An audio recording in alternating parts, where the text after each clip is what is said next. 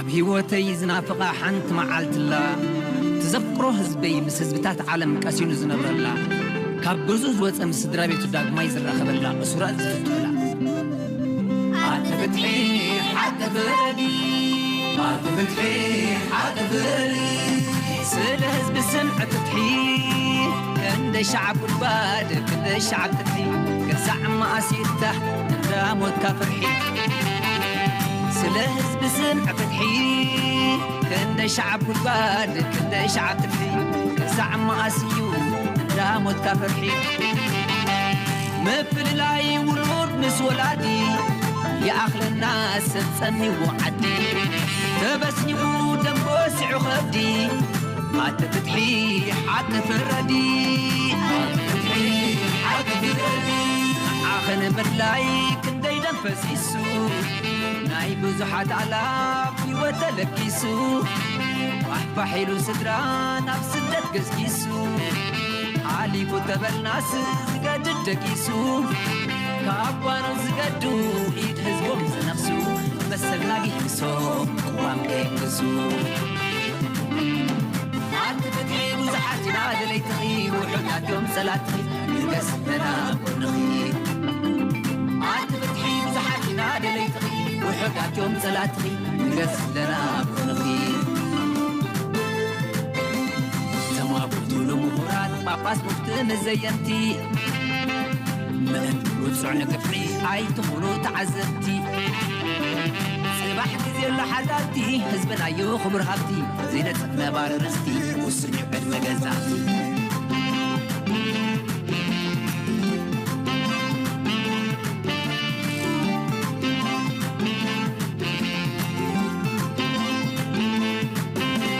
سل حزب سمع فتحي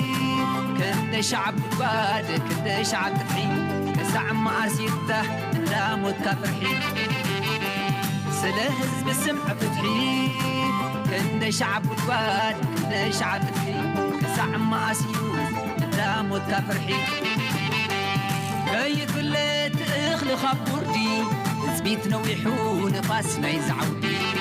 كسع ما سنقل الزعادي بردها بي كي برز تولدي حتى بردي أبعام أبلومين أبرغم يالو السن كقف عويان دمين بعلو بحرم كي كبرو عصادات كي بلعو بحرم دماتهم بعصا يبلعو مثل لا يزنا وحدات نعبدو لا تناسل موزراح ومنا كريم عاد فتحي وزحاتنا دلي تغي وحدات يوم سلاتي قسمنا ونغي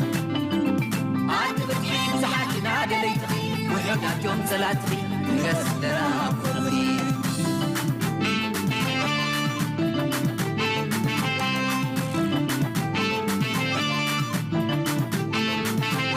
ودار ذهابو لسان ودسب أبو عابي سمو حتى غير الزارب قلب تبنجا قلون بجنزب لساقي ولو بزي قلع عقب عاد فتحي حتى غردي عاد فتحي حتى غردي لما سلت وقالوا أحي نايف فتحي ليابو حبيرنا نوقت أحاي قدومي وهابو عاد فتحي حتى غردي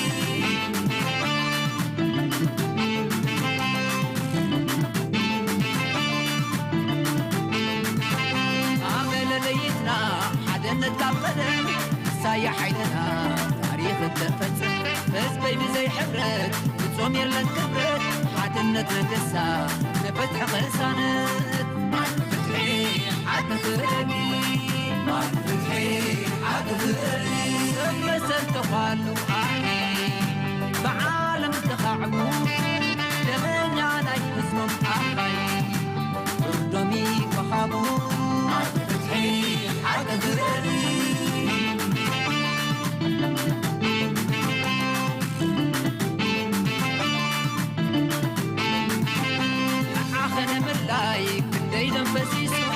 بزحت على وتلاقيسو بحبا حلو سدرا نفسدت كسكيسو حليف التبلناس زقد جديسو فتحي عقد راني فتحي عقد راني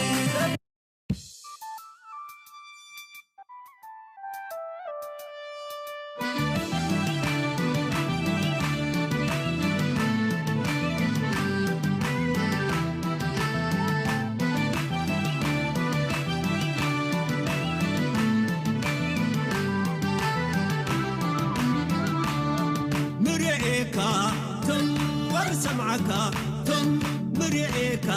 تم وبسمعك تم من تتهاج أبوك إلكم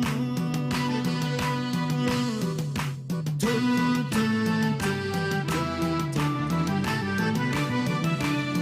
زمن أكوي علينا وفتح أنا بوحكم وعبايد اللي يهو إيتت أزم وعبايد اللي يهو إيتت أزم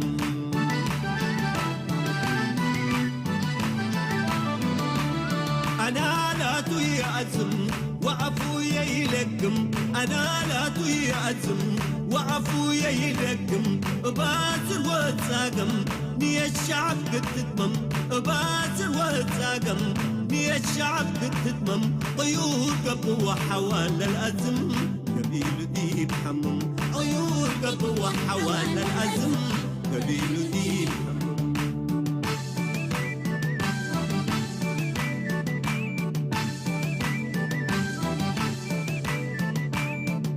حرب دي بحرب كفينا كفينا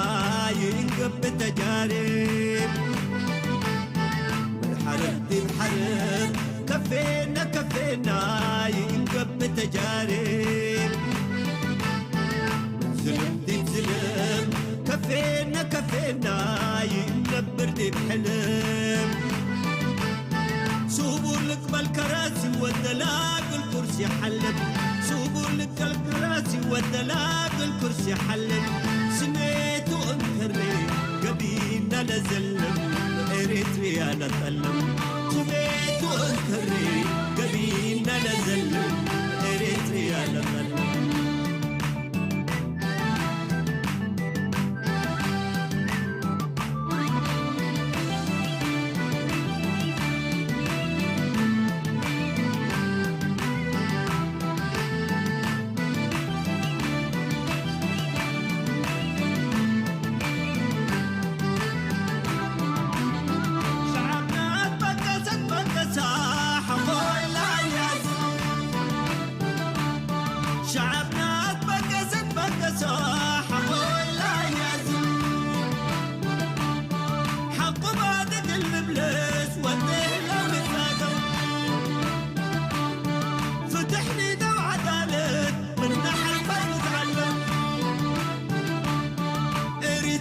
كفينا تكفينا كفاءة حديد السم إريتريا تكفينا تكفينا كفاءة حديد تجمر هاي سلام كورات تحزبتي واحد حان مساكم نبزي مدب سنيت ميديا زدالو أكالوكن بستفرالي بفيسبوكن بخالي انتكاتاتلو زلهم እንኳዕ ናብዚ መደብና ብድሓን መጻእኩም ምሳኹም ዘለኹ ኻልድ ኣበራ ኮይነ ከም ናይ ሎሚ ምሸት ናይ መራሕ መደብ ሞጁሌተር ኮይነ ክሰርሕ እየ በዚ ሓበንን ሓጎስን ይስማዓኒ እቲ መደብ ኩሉ ግዜ ብዝተፈላለዩ እዋናት ዝካየድ ብስኒት ሜድያ ዝካየድ ኮይኑ ሎሚ እውን ምስ ምውሃሃድ ምስ ስኒትና ጉጅለ ናይ ዘተ ኮይኑ ኣብ ውሽጢ ህዝብና ሓፋሽ ህዝቢ ኣብ ስደት ዘሎ ይኹን ኣብ ውሽጢ ተቃዋሚ ወይ ደንበ ፍትሒ أفلوتنا نقحتنا كبن مبال بفلاينة منشي ولدو أستمهرون حبريتان نمزرقح وسلطون أقباب رئيتونا حبريتانا سلياتنا مرقزينا نكاتا حلو خينو نايلو مشت مدبنا حبارا وزتا خينو سقامات إيرتران ديمقراسيان زبل حبارا وزتا خينو نزو مدب زقربو لنا أتو سنقال ناي مجمرة أقرابو خينو بدحريقو كم بانل ويكا تزاتيتو خينوم دكتور أمانيئل محمد أبن كمون دكتور سارة عقباين كوينوم نتمدب كايدلنا يوم قدمنا بتمدب مقتاونا فلما رمضان كريم كمو أبز قربا جيزة زبعال عيد مبارك كبير فوتو ከምኡውን ንኣመንቲ ክርስትና ዳግማይ ትንሳኤ ቋዓኩም ብምባል መደብና ንምጅማር ኣብ ፈለማ እቶም ኣቅረብቲ ናይቲ መደብ ብኣቶ ሰንጋል ወልደ ትንሳኤ ጀሚርና ሓፂር ናይ ነብሶም ሌላ ሞዮኦምን ዘለዎ ቦታን ሕፅር ዝበለ ሌላ ክገብሩ ብክብሪ ይዕድሞም ኣቶ ሰንጋል ጀምረልና ጽቡቅ ኣቶ ካሊድ ይቅንየለይ ነዚ ዕድል ዝምርካበይ ኣነ ብዙሕ ግዜ ሜዳ ዝወፅእ ስለዝኾንኩ ብዙሕ ነብሰይ ምልላይ ዘድልየኒ ይመስለንን እዞም ብፆተይ እውን ዳርጋ ካባይ ዘይውሕድ ኣብ ሜዳ ዝወፅኦም ሰንጋል ወልደ ትንሳኤ ይበሃል ኣብ ኣስመራ ተወሊደ ዝዓበኹ ኣባል ናይ ሲኒቴ ሕጂ ሲኒትናን ብሓባር ክንሰርሕ ተሰማሚዕና ናይ ሓባር መደብ ሰሪዕና ሎሚ ጀማሪ መደብ ከፊትና ስለ ዘለና ነዚ ዕድል እዚ ስለ ዝረኸብኩ ከዓኒ ንኩሎም ኣባላት ሲኒትናን ይቀንየለይ ይብል እዚኣ ተኣክል መስለኒ ከምቲ ዝብልካዮ ኣብ ጾም እዋን ጾም ስለ ዘለና ረመዳን ከሪም ዒድ ከዓ መፅእ ስለ ዘሎ ኣብ ኣኽለና ከነጠቃልላ ዒድ ሙባረክ ሕራይ ንቐፅል ዶክተር ኣማኒኤል ምሕረታብ يقنيلي إذا مجمرة فلامي نزي صراحة زل زخنا ناي حبر صراح بحسابنا في حزب تقربون كلها فندي أكلت تستفر عليه ما أدي زخون أو حدا ما أدي قبل يحيس بالرئيتوس لزنبرة بزين مجمرة فلامي زخنا زربنا تساتفوا مسيكم دلهم نخلهم يقنيلنا نبل بتوسع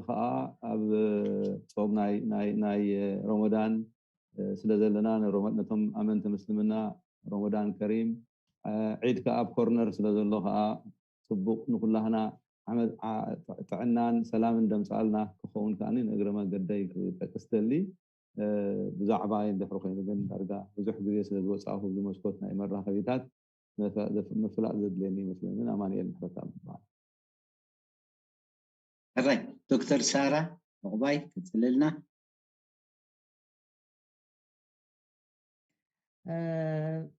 يعني اللي هذا الحول أنا سارة عقباي بحال أول سنتي سنتنا أبزاني فلما نحبر برنامج مبصحن دحرينا وحزاتي سلسخوني وحق وسوكم قبل يدلز إنها فلما ناي مجمريا بحدا مسرحيو أو قصالي دعوي زغيد كلها كأخم زنحنا نداتوهادن دعا بحسب دا صرح خيد تسفى قبر سارع عواي بحال أب مانشستر يزغمت أبال سنيتي نخلتي أمنتي مسلمنا أمنتي كريستنا كأني كنا بعالات لزغنا رحوس بعالات يبل يعني اللي الرأي يغني لنا كابزقت إلا مبار إتي كند مدري ويأشتمهرو بأتو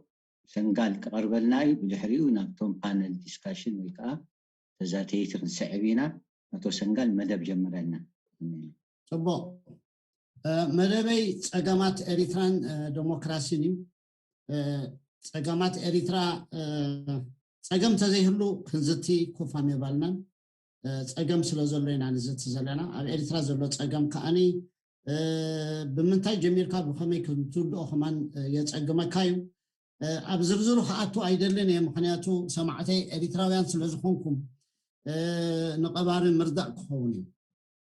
እቲ ሕቶ እዚ ኩሉ ዘለና ፀገም እዚ እኩብ ድምር ዘለና ፀገምሲ እንታይ መፍትሒኡ እዩ እቲ ፀገም ከመይ ይፍታሕ ሓደ ካብቲ ቀንዲ ምፍታሕ ናይ ፀገምና ዲሞክራሲያዊ ስርዓት ከነውሕስ ምስ ንኽእል እዩ ትብል ዳርጋ ኩሉና ኤሪትራውያን ተሰማሚዕናሉ ሪዒምና نزه هزباو قالسنا خاني ناب ديمقراسياو سرعات نمرغغاص إلنا خم علامنا غيرنا نخيس لزلنا اذا نايلوم استمهرو ناويا ديمقراسياو سرعات نبلالنا الرأينا تمامتنا الردادا انا اب ديمقراسياو سرعات حدديو كنفتشنا معركس اذا نايلوم مدب عدالينا يزلنا سلازي علامة نايزي نايلومي أستمهرو كبلو على بوليتيكاو نقحاتنا نمبراخي نحن إريتراويان بحسرة حبريتها هنا أبكم زوديقنا زلنا نقالس علينا نقالسو زلنا على ما حاب بنشر كلنا كنردو كلالنا سلازي بزحات ليك أونتنا علم هبتم تمكرنا علم الله نتهبتم تمكرنا علم انت دا كنردو خيلنا طرحينا كاني ناي وشتنا حبار مردداون كهبتملنا كدلدلنا زخل كابزبل ፖለቲካው ንቕሓትና ንምብራኽን ሓባራው ኣራዳድ ኣና ኣብ ኣምር ዲሞክራሲ ንምንጻርን ዝተዓለመ እዩ ኣትብል ዘላ ስለዚ እተን ለርኒንግ ኦብጀክቲቭስ ነዚአን ትገልጽ ዘላ እዚአን ክንገብር እንተደኣ ክኢልና እዘን ክልቲአን ኣፍልጦና እንተ ኣበሪኽና ናይ ሓባር ምርድዳእና ከዓኒ ከነፅብቦ እንተደኣ ፍልልያትና ከነፅብብ እንተደኣ ክኢልና نبعلو political reconciliation أوشت إريترايان نكايد علينا مالتيو سلازي إزي نايلومي أستمهرنا نزين زبحة لازلوا أبركتو خجبر تسبيتيو السوق خنجبر نتقينا خاني إتي حد متأممان تجرمون قد خمسين political reconciliation أبا أفلوت أيزم مركز متأممان قبايتا أي بالجسدي ስለዚህ እትዝሓሸ ከዓኒ ናይ ሕብረተሰባዊ ስጡም ዝኾነ ሕብረተሰብ ንኽንመስርት ክሕግዘና ይኽእል እዩ ስለዚ ኩሉ ኣብ ዝተማልአ ሓበሬታን ኣፍልጦን ስለዝምርኮስ ነዛ ሰሚናርና በዚኣ ጌርና ኣለና ስለምንታይ ዲሞክራሲ ስለምንታይ ኣፍልጦና ክብርኽ ንደሊ ስለምንታይ ከሓበራዊ ኣራዳዳ ክህልወና የድልሎ ንዝብል ኣልበርት ኣንስታይንሲ እንታይ እዩ ዝብል As you Bengali, the world will not be destroyed by those who do evil, but by those who watch them without doing anything. The Alam Nazia, Batom Gabert Akay, when it راح تتقفل. نتوم Gabert Akay, كيس راح ندسر حلو. أسكيتو زعزب ون أكل نايتس أجمع مخان. سلازي أب إريتران زقات مزلتهم جبرت أي قطر حزي كونسي نحن تحتتم مخنا المورال تحتتم مخنا كم هزبي ندعنو خلص إلى الأسئلة زلناي سلازي يدينا يكون فلتو أكل نايتس أجمعنا أكل نايتس أجمع تقينا أكل نايت فتحكم كوني دبعنا إتخيل أيتي زلا the best way to predict your future is to create it انتهت من زلا روحو متأخ هلونا ديمقراسي نبل بخمينا مو ديمقراسي كنا حصل خير نتبل روحو متأخ توحس انتفادليها تتقوم كأماراتي بعلى خاطرها ختانش وزلك سلازي إريترا ديمقراسي نبل لنا تي روحو متأخناتنا كنا حصل خير نحنا إريترا ينطرحينا نعو خاني هبتم تمكرونا عالم هبتم تمكرونا يجزانا عنه سلازي مزخلت حوشنا طرحينا نصرح نخير عب كل زي ديمقراسيا ولوطي اب إريترا كنا حسن بلالنا سلازي بزعبه حبرتسبينا حبرتسباو قالشي حزباو قال سنتلك حبرتسباو قالشي نتا حبرتسب تبحال اب ديمقراسيا وسرعت انتهى تمثل اقداسي كنرادا كنكلالنا مزيان معناته اب استفلالي بوليتيكاو سرعت التي اقاومان قرصن نايت حبرتسب يفلالس ስለዝኾነ ስለዚ ዲሞክራሲያዊ ስርዓት እንዳወልኩ ሕብረተሰብ እንዳወልኩ ክገልጽ ስለዝኾንኩ ነዛት ሪእዋ ዘለኹም ስክሪን ንዓት መስልያት ሕብረተሰብ እቲ ኣብ ሰርክል ዘሎ ብምልኡ እቲ ፖለቲካል ሲስተም ናትናዩ ኣብቲ ታሕቲ ዘለዉ ነጠብጣብ ኣለዋ ንሶም እቶም ብውልቀ ደረጃ ብውልቀ ሰብ ኣብታ ሃገር ንነብር ኩልና ዶትስ ኮይና ኣለና ንሕና ግን ጽልዋ ክንፈጥር መተን ድሌትና መታን ክንስማዕ ሓይሊ ክንረክብ ኣብ ጉጅለታት ክንከላለና ስለዚ ኣብታ ስሉስ ኩርናዕ ኣብታ ታሕተዋይ ክፋል ዘለዋ ናእሽቱ ጉጅለታት እዚን ፖለቲካዊ ጥርናፈታት ክኾኑ ክእል እዩ ሲቪካዊ ጥርናፈታት ክኾኑ ክእል እዩ ረብሓና ንምሕላው ድምፅና ዝያዳ ሓይሊ ንክረክብ ንጣራነፍ ምዃንና እዩ ዘርኢ ዘሎ እዚ ክልቲኡ ግን ኣብዚ ፖለቲካል ሲስተም እታ ላዕለወይቲ ናይታ ስሉስ ኩርናዕ እታ ላዕለወይቲ ሜንዩ ውሳኔ ኣበይ ዝካየድ ንዝብል ግን እሳ ትሕብረካ ስለዚ ኣብ ታሕቲ ውልቀ ሰባት ኣለው ብጉጅለ ይመቃቀሉ ብዙሓት ውድባት ኣለዋና ኢልና ስንጭነቕ ብዙሓት ምህላውን ትርጉም የብሉን ምክንያቱ ናብታ ላዕለወይቲ ክሰግራ እንተደኣ ዘይክኢለን ኣብታ ላዕሊ ክሰግራ ዝኽእላ ሃምን ቀልብን ናይ ህዝቢ ዝሰሓባ ተወዳዲረን ዝሰዓራ ጥራሕና ተላዕለዊት ክኸዳ ዝኽእላ ስለዚ እቲ ውሳኔታት ብዛዕባ መጻኢ ህይወትን ፖለቲካዊ ዕድልናን ዝውስና ውልቀ ሰባት እዮም ግን ናብ ጉጅለ ተለዊጦም ካብ ጉጅለታት ከኣተን ብዙሓት ይተርፋን ድሕሪት እተን ውሕዳት ሃምን ቀልብን ናይ ህዝብን ተወዳዲረን ዝተዓወታን ጥራሕን ነቲ መጻኢ ህይወትና ክውስና ዝኽእላ ንትብል ግን ክንርዳእ መታን ኢለ ዝቐመጥ ኮያ ብድሕሪኡ ብዛዕባ ዲሞክራሲያዊ ስርዓት ኣብ ኤርትራ ክንእቱ ክንብል ከለና ኣገደስቲ ረቑሒታት ኣለዉ እቶም ኣገደስቲ ረቑሒታት እዚኣቶም ጓሲና ብዛዕባ ዲሞክራሲ ኣብ ዝኾነ ስርዓት ይኹን ኣብ ኤርትራ ክንዛረብ ኣይንኽእል ኢና ስለዚ ሓደ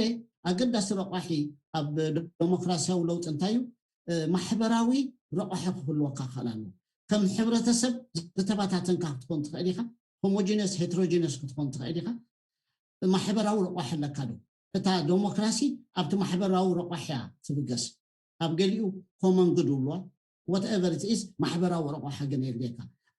ዲሞክራሲ ሕጂ ብዙሕ ግዜ ዳይኮቶሚ ተፈጢሩ ንበኣሰሉ ኩነታት ኣሎ እቲ ዲሞክራሲያዊ ስርዓትና ፖለቲካዊ ስርዓትና ኣብ ውልቀ ዜጋ ዶ ክምስረት ኣሎ ዋላ ኣብ መንነት ዝብል ተካትዕያ ብዙሕ ግዜ ንባዕላቲ ውልቀ ዜጋ ክትብል ከለኻ ይምቀል እኳ እቲ ውልቀ ዜጋ ከም ሓደ ጌርና ኢና ብዙሕ ግዜ ንወስዶ ስለዚ ዲሞክራሲያዊ ስርዓት ክንብል ከለና ነዚኦም ፈላሊና ፅቡቅ ጌርና እንተደኣ ዘይተረዲእናዮም ኩሉ ግዜ ኣተሓሳስባና ተፈላለዩ ጥራሕ ክነብር እዩ ስለዚ ብዙሕ ዘተ የድልየና ውልቀ ሰብ ክንብል ከለና ከም ቁጠባዊ ሓይሊ ዋላ ከም ፖለቲካዊ ሓይሊ ዋላ ከም ክልቲኡ ውልቀ ሰብ ክንብል ከለና ከም ሓደ ሰውነት ዘለዎ ሕጋዊ ሰውነት ዘለዎ ኤንቲቲ ዲና ንወስዶ ከም መሰል ዲና ንወስዶ ከም ኣባል ናይ ሕብረተሰብ ዲና ንወስዶ ከም ቀንዲ ተዋሳኣይ ዲና ንወስዶ ዋላ ከም ኩሉ ኢና ንወስዶ እዚ ንባዕሉ ኣብቲ ዲሞክራሲያዊ ስርዓት ክትሰርሕ ከለካ ዘገድሱካ ነጥበታት እዮም መንነት ክንብል ከለና እቲ ባህልናውን ፀላዊ እዩ ምክንያቱ ኢንዲቪጁዋሊዝም ኤንድ ኮሌክቲቪዝም ኣብ ውልቂ ዝኣምን ሕብረተሰብ ኣሎ እቲ ኣካይድኡ ማለት እዩ ስለዚ ኣበይና ከመይ ኣየናይ ሒዝና ኢና እታ ዲሞክራሲ ክንሰርሓ ዘለና ኢልና ዝሓሳሰለባም መንነት ጥራሕ እንዳበልና ክንከይዳ ይንኽእል ኢና እንድሕሪ ኣብዚ የውፅያ ከይኸውን እምበር ኤሪትራ ኣብ መፅናዕቲ ዝተገብረሎ ምስቶም ኮሌክቲቪዝም ውሕዳት ኣብ ዓለም ኣብ ኮሌክቲቭ ካልቸር ዘለዎም ኢና ስለዚ ንዕኡ መሰረት ዝገበረ ዲሞክራሲያዊ ስርዓት እምበር እቶም ኣብ ኢንዲቪጁዋሊዝም ዝኣምኑ ፖለቲካዊ ስርዓታት ዝሃነፅዎ ዲሞክራሲያዊ ስርዓት ንዓና ከገልግለና ኣይክእልን እዩ ስለዚ እዚ እውን ኣብ ግምት ክነእቱ ኣለና ኣብ ኤሪትራ ብዙሕነት ዘይብለን ሃገራት ኣለዋ ሆሞጂነስ ዝኾና ሄትሮጂነስ ዝኾና ሃገራት ኣለዋ in terms of culture in terms of religion ethnicity ብባህሊ ብቋንቋ ብገለ ብዙሕነት ዘለወን ኣለዋ እሞ ነዚ ብዙሕነት እዛ ዲሞክራሲያዊ ስርዓት ንብላ ዘለና ብኸመይ ገይራ ከተመሓድሮ ትደሊ ዝብል ኣብ ክትዕ ዘእቱ ጉዳይ እዩ ምክንያቱ ኣማራፂታት ኣሎ ዓለም ዝተፈላለየ ኣማራፂታት ኣለዋ ካብዞም ኣማራፂታት እዚኣቶም ወሲድና ነዚ ፍልልያትና ብኸመይና ንመሓድሮ ግን ክንሰማምዓሉ ክንክእል ኣለና ብኡ ኢና ኣፍልጦና ክብ ንምባል ሓባራዊ ኣረዳድኣ ከዓ ክነጥብ ንብል ኣብ ገሊኡ ነቲ ብዙሕነት ብኣሲሚሌሽን ስለዚ እቲ ማይኖሪቲ ነቶም ብዙሓት ንዕኡ መሲሉ ክኸይድ ኣለዎ ዝበሃል ኣሎ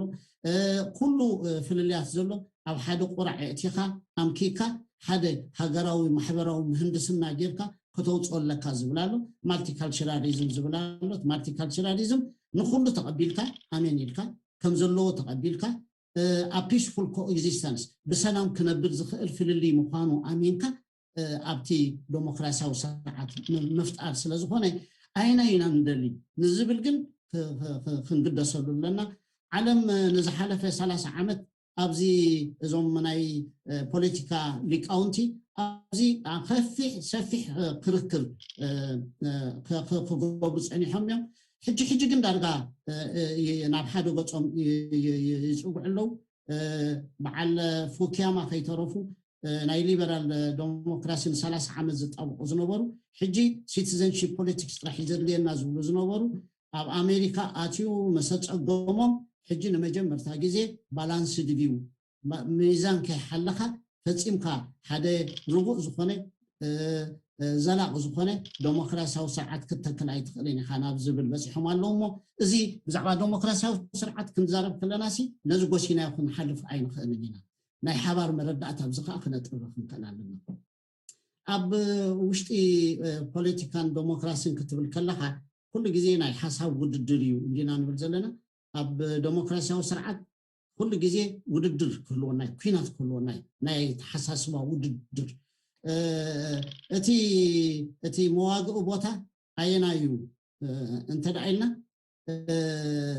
እቲ መዋግኡ ቦታ ዝኸውን ኣየና እዩ እቲ ሓሳባት እንታይ እዩ እቲ ሶርስ ናይቲ ኩናት እታ ኩናት ሲቲ ሓሳባት ውድድር ናይ ሓሳባት ከምዚ ይሕሸና እምበር ከምዚ ዶ ገለ ንብሎ እዩ ኣበይና እቲ ባይታ ንዋጋእ ኣለኹ ኣየና እዩ ሃምን ቀልብን ናይ ዜጋታት እዩ ኩልና ዝተፈላለየ ርእይቶ ሒዝና ኣብ ሃምን ቀልብን ናይ ዜጋታት ኢና ንዋጋእ ንዕኡ ንምስላብ ንዕኡ ንምውሳድ ምክንያቱ ናይ ዴሞክራሲ ሕቶ እንታይ ኩሉ ግዜ ብሓድ ክንሪኦ ኢና ብዛዕባ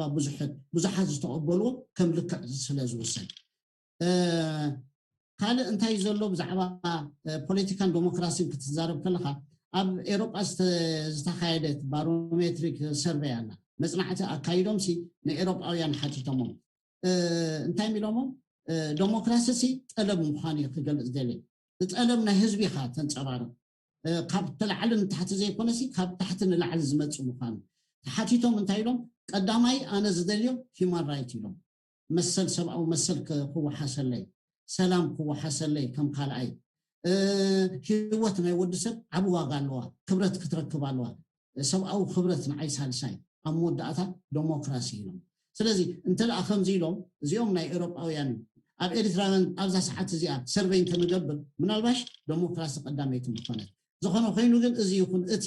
ብዛዕባ መሰል ደቂ ሰባት ከመን ቀዳመይቲ ምኾነት ምሳልባት እዚኣ እዚአን ዘን ኣርባዕተ እዚአን ግን ዳርጋ መብዛሕትኡ ክፋል ሕብረተሰብ ዓለም ርዒሙ ዝተቐበለም ኮይኑ ስምዓኒ ክንፍተሸን ንኽእል ኢና ስለዚ ኣገዳሲ ብዛዕባ ዴሞክራሲ ክትዛረብ ከለካ ነዚ ጎሲኻዮ ክትከይድ ኣይትኽእልን ኢኻ ኣብ ዴሞክራሲ ኮይኑ ብዛዕባ ዴሞክራሲ እንዳተዛረብካ እሞ ኣብ ብዙሕነት ዘለዎ ሕብረተሰብ እንተደኣ ኮይኑ ከዓ እንታይ ዝብል ሓደ ካብኡ ሞዴሬሽን እዩ ዝብል ብጣዕሚ ሞዴሬሽን ነታ ዴሞክራሲያዊ ስርዓት ክትገብራ ደሊኻ ዘለካ ሲ ሓጋዚት እያ እዚኣ ፖለቲካል ስፔክትሩም እንተዳሪእና ራይት ሌፍት ኣብ ሚድል ገፅካ ትኩን ዘለካ ስለዚ ንሕና ምስግጋር ናብ ዴሞክራሲ ንብል ስለ ዘለና እቲ ተሓሳስባና ገሊኦም ፀጋም ገሊኦም የማን ክህሉ ይኽእሉ እዮም ኣብ ውሽጢ ዴሞክራሲ ዋላ ኣብቲ ፖለቲካዊ ስርዓት ሃገር ክንሃንፅ ኣብ መሰጋገር እዋን ግን ኣብቲ ማእኸላይ ቦታ ክንረግፅ ከም ዘለና ጥራሕ እዩ ዘርኤካ ስለዚ ኣብቲ ማእኸላይ ዝበሃሉ ዓይነት ናይ ዴሞክራሲያዊ ሞዴልስ ኣለዉ ኣብኦም ጥራሕ ኢና ክንወድቕ ንኽእል ክልቲኡ ጫፍ እንተደኣ ከይድካ ኣይፅቡቕን እዩ ኢልዮም ዝጠበቑ እሞ ተረዲእና ክንሓልፍ ክንክእል ኣለና እዚኣታ ናይ ዓንተወይ ዝበልኩኩም እያ ብዛዕባ ካልቸር ኤሪትራ ኣይኖት ሃገራት እየን ኣብ ኮሌክቲቪዝም ዝኣምና ኣይኖት ሃገራት እየን ተን ፃዕዳ ዘለወን ኣብ ኮሌክቲቪዝም ዝኣምናየን እተን ካልኦት ዝያዳ ናብ ኢንዲቪጁዋሊስቲክ ዝኾነ ሶሳይቲ ዘርአያን እሞ ካርታ ናይ ኤሪትራ ምስቲ ኮሌክቲቪዝም ምዃኑ እታ ናይ ዓንተወይ ዝበልኳ እዚኣ ሕጂ ከዓ ብዛዕባ ብዙሕነት ናትና ከነመሓድሮ እንተደኣ ኮይና ዘመሳስሉና ብዙሓት ከም ዘለዉ ክንርዳእ ክንክእል ኣለና ካብቲ ዝፈላለየና ንላዕሊ ኤሪትራ ብዙሕነት እንዳበልና 10 ግዜ ንምዝምዛ ኢና ግን ኩሉና ኤሪትራውያን እቶም ንሰማምዓሎም ንዓና ከሰማምዑ ዝኽእሉ ብጣዕሚ ብዙሓት እዮም ስለዚ ነቲ ዘሰማምዓና ቅድም ኣብኡ ጠሚትና ጥራሕ እንተሰሪሕና ጥራሕ ኢና እታ ዴሞክራሲያዊ ስርዓት ክንሰርሓ ንኽእል and respect differences ፍልልያት እንተዳልዮምና ከዓ ምኽባሩ ነቲ ፍልልያት ስለዚ ኣብ እቲ ምሕዳራናቱ ዳይቨርሲቲ ከም ዘሎ ምእማን እዛ ዓንተወይ ዝበልኳ ማለት እዩ equity is very important ፍትሓዊ ዝኾነ ርትዓዊ ዝኾነ ኣካይዳ ክትገብር ኣለካ ኢንክሉዥን ትርጉማ እኳ ዳርጋ ሎ ምስ እንዳስሓትና ኢና ንኸይድ ዘለና ትርጉም ናይ ኢንክሉዥን ግን ንባዕላ ንፁርቲ ጌራ ሱታፍየ ናይ ኩሉ ከም ማለት እንደ ሱታፍየ ናይ ኩሉ ኣብቲ ፖለቲካዊ ስርዓት እንተደኣ እቲ ዴሞክራሲ ካብ ላዕሊ ንታሕቲ ኮይኑ ትርጉም የብሉን እቲ ዴሞክራሲ ጠለብ ናይ ህዝቢ ዘማልእ እንተኮይኑ ንህዝቢ አንቀሳቂስካ ንህዝቢ ከም ቀንዲ ተዋሳኢ ጌርካ ተወስዶ እንተደኣሊካ ኮይንካ ግን እታ ኢንክሉዥን ትብልኩን አድረስት ክትኮን ትኸይዳ ግዜኑ ምቁጣብ ካብዚ አን ላዕሊ ከይድነ ካልኣይ ክፋል ናይቲ ርእይተይ ኮንሰፕትስ ኣለዋ ኣብ ዝኾነ ዲሞክራሲያዊ ስርዓት ክንተክሊና እንተዳኢልና ግን እዚአን ክንሰግረን ዘይንኽእል ኢና ተንዓንቶይ ክገልፀን ፀናሕኩ ከም መእተዊ እንዴት ነይረን ካብ ፍሉይነት ናብ ፍሉይነት ክፈላለዩ ይኽእል እዩ ምርጫታት ኣለና ተኻቲዕና ዝተሰማማዕናሉ ጥራሕ እዞም ኮንሰፕትስ እዚአን ግን ፈቲና ፀሊእና ክንርዕሞ ክንክእል ኣለና ምክንያቱ ምርጫና ዲሞክራሲያዊ ስርዓት ስለ ዝኾነ ዲሞክራሲ እንታይ ማለት እዩ ዲሞክራሲ ናይ ህዝቢ ብህዝቢ ንህዝቢ እንትና ንብላ በቃ እታ ሃገር እቲ መጻኢ ናይ ህዝቢ ብህዝቢ ንህዝቢ ኩሉ ነገር ህዝቢ ጥራሕ ይኩስን ዘለዎ እቶም ኣካላይ ቦታ ዘለዎ ህዝቢ እዩ ናብ ትብልያ ተኸደና አንጻር ናይ ዲሞክራሲ አውቶክራሲያ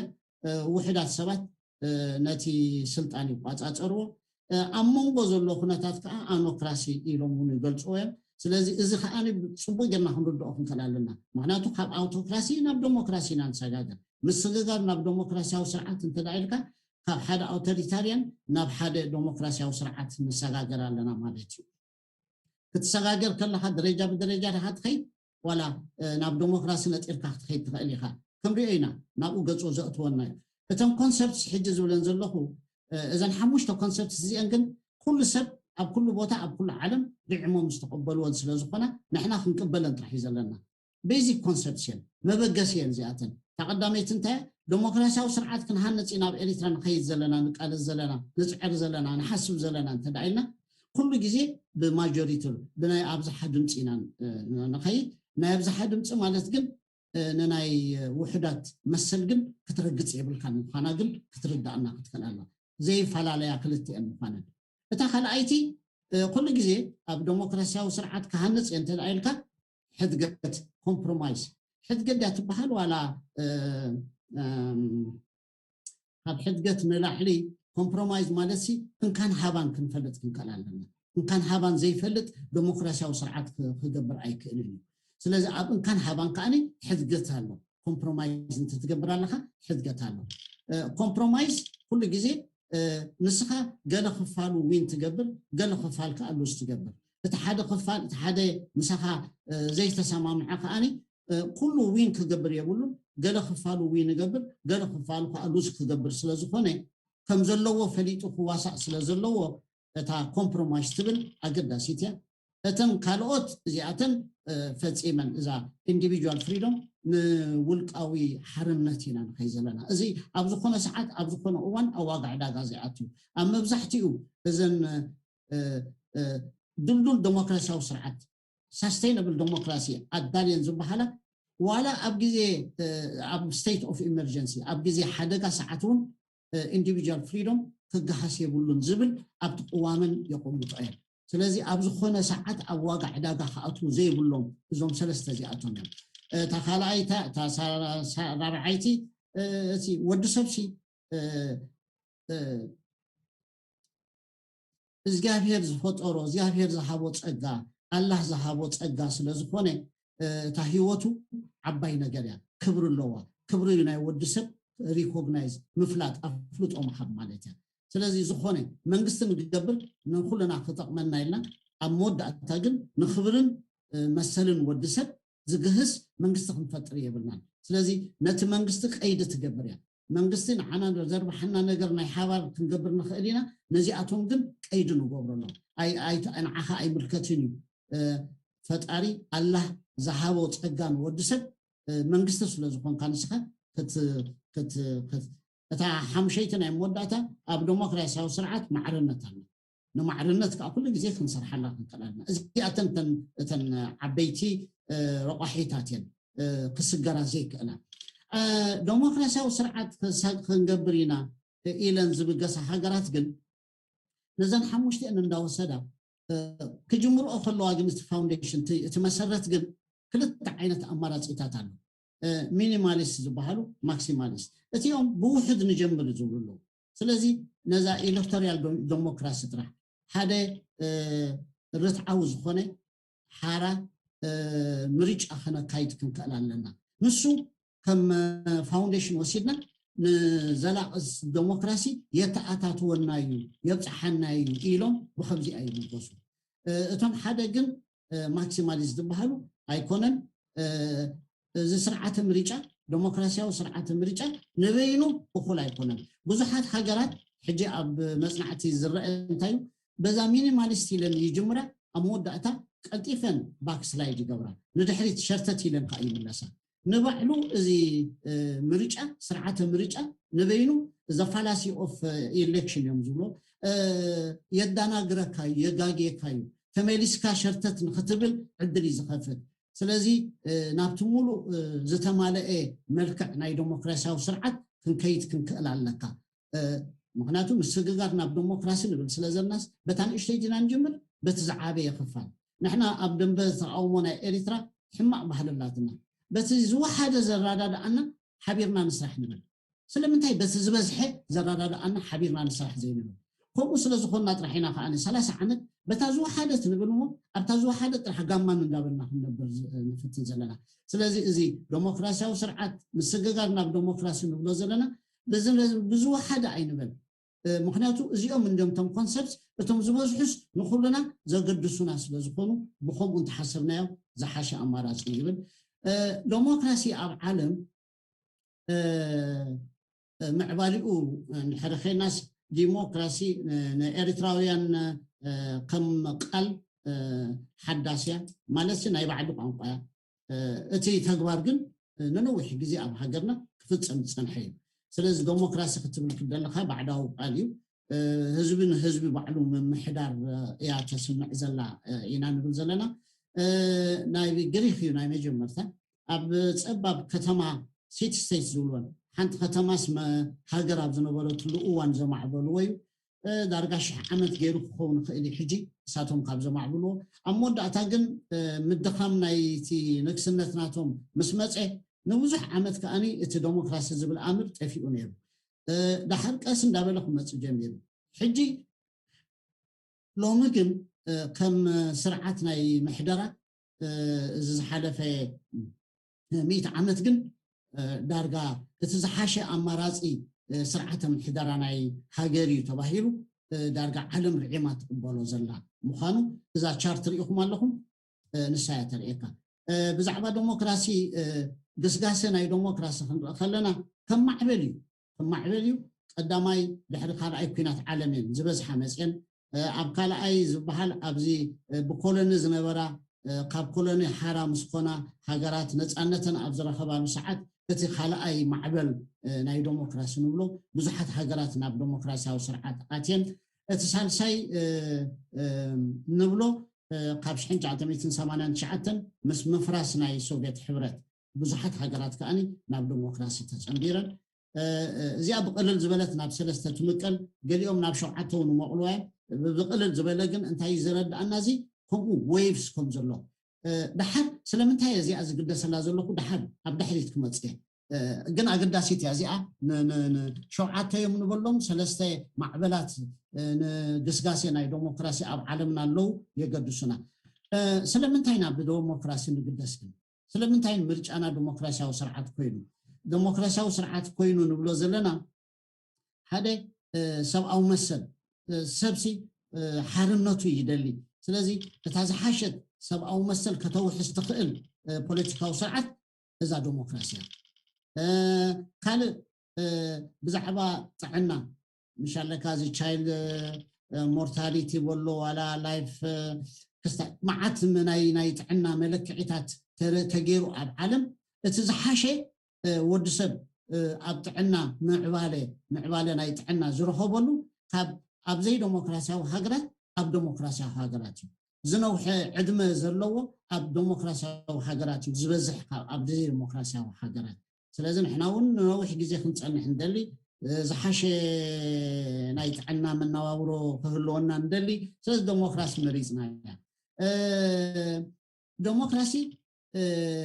ንእቶት ናይ ወዲ ሰብ ኣብኡ ዝሓሸ ብጀካተን ፎስል ኦይል ነዳዲ ዝሸጣ ሃገራት እተን መብዛሕትአን ሃብታማት ኮይነን ጁባ ናይ ውልቀ ሰባት ኣታዊታት ናይ ስድራ ቤት ከዕብያ ዝኸኣላ እተን ዲሞክራቲክ ሃገራት እየን ስለዚ እዚኣተን ኣገዳሲ ይገብረና ዲሞክራሲ ኸ ኣብ مهور ሕብረተሰብ ጥራሕ ድዩ ወላ ኣብዘይ ተማሃረ ሕብረተሰብ እውን ከተተኣታትዎ ትኽእል ኢኻ ነትብል እንታይ ትገልጸልና ዘላ ተኻልኣይቲ ቡለት ፖይንት ዋላ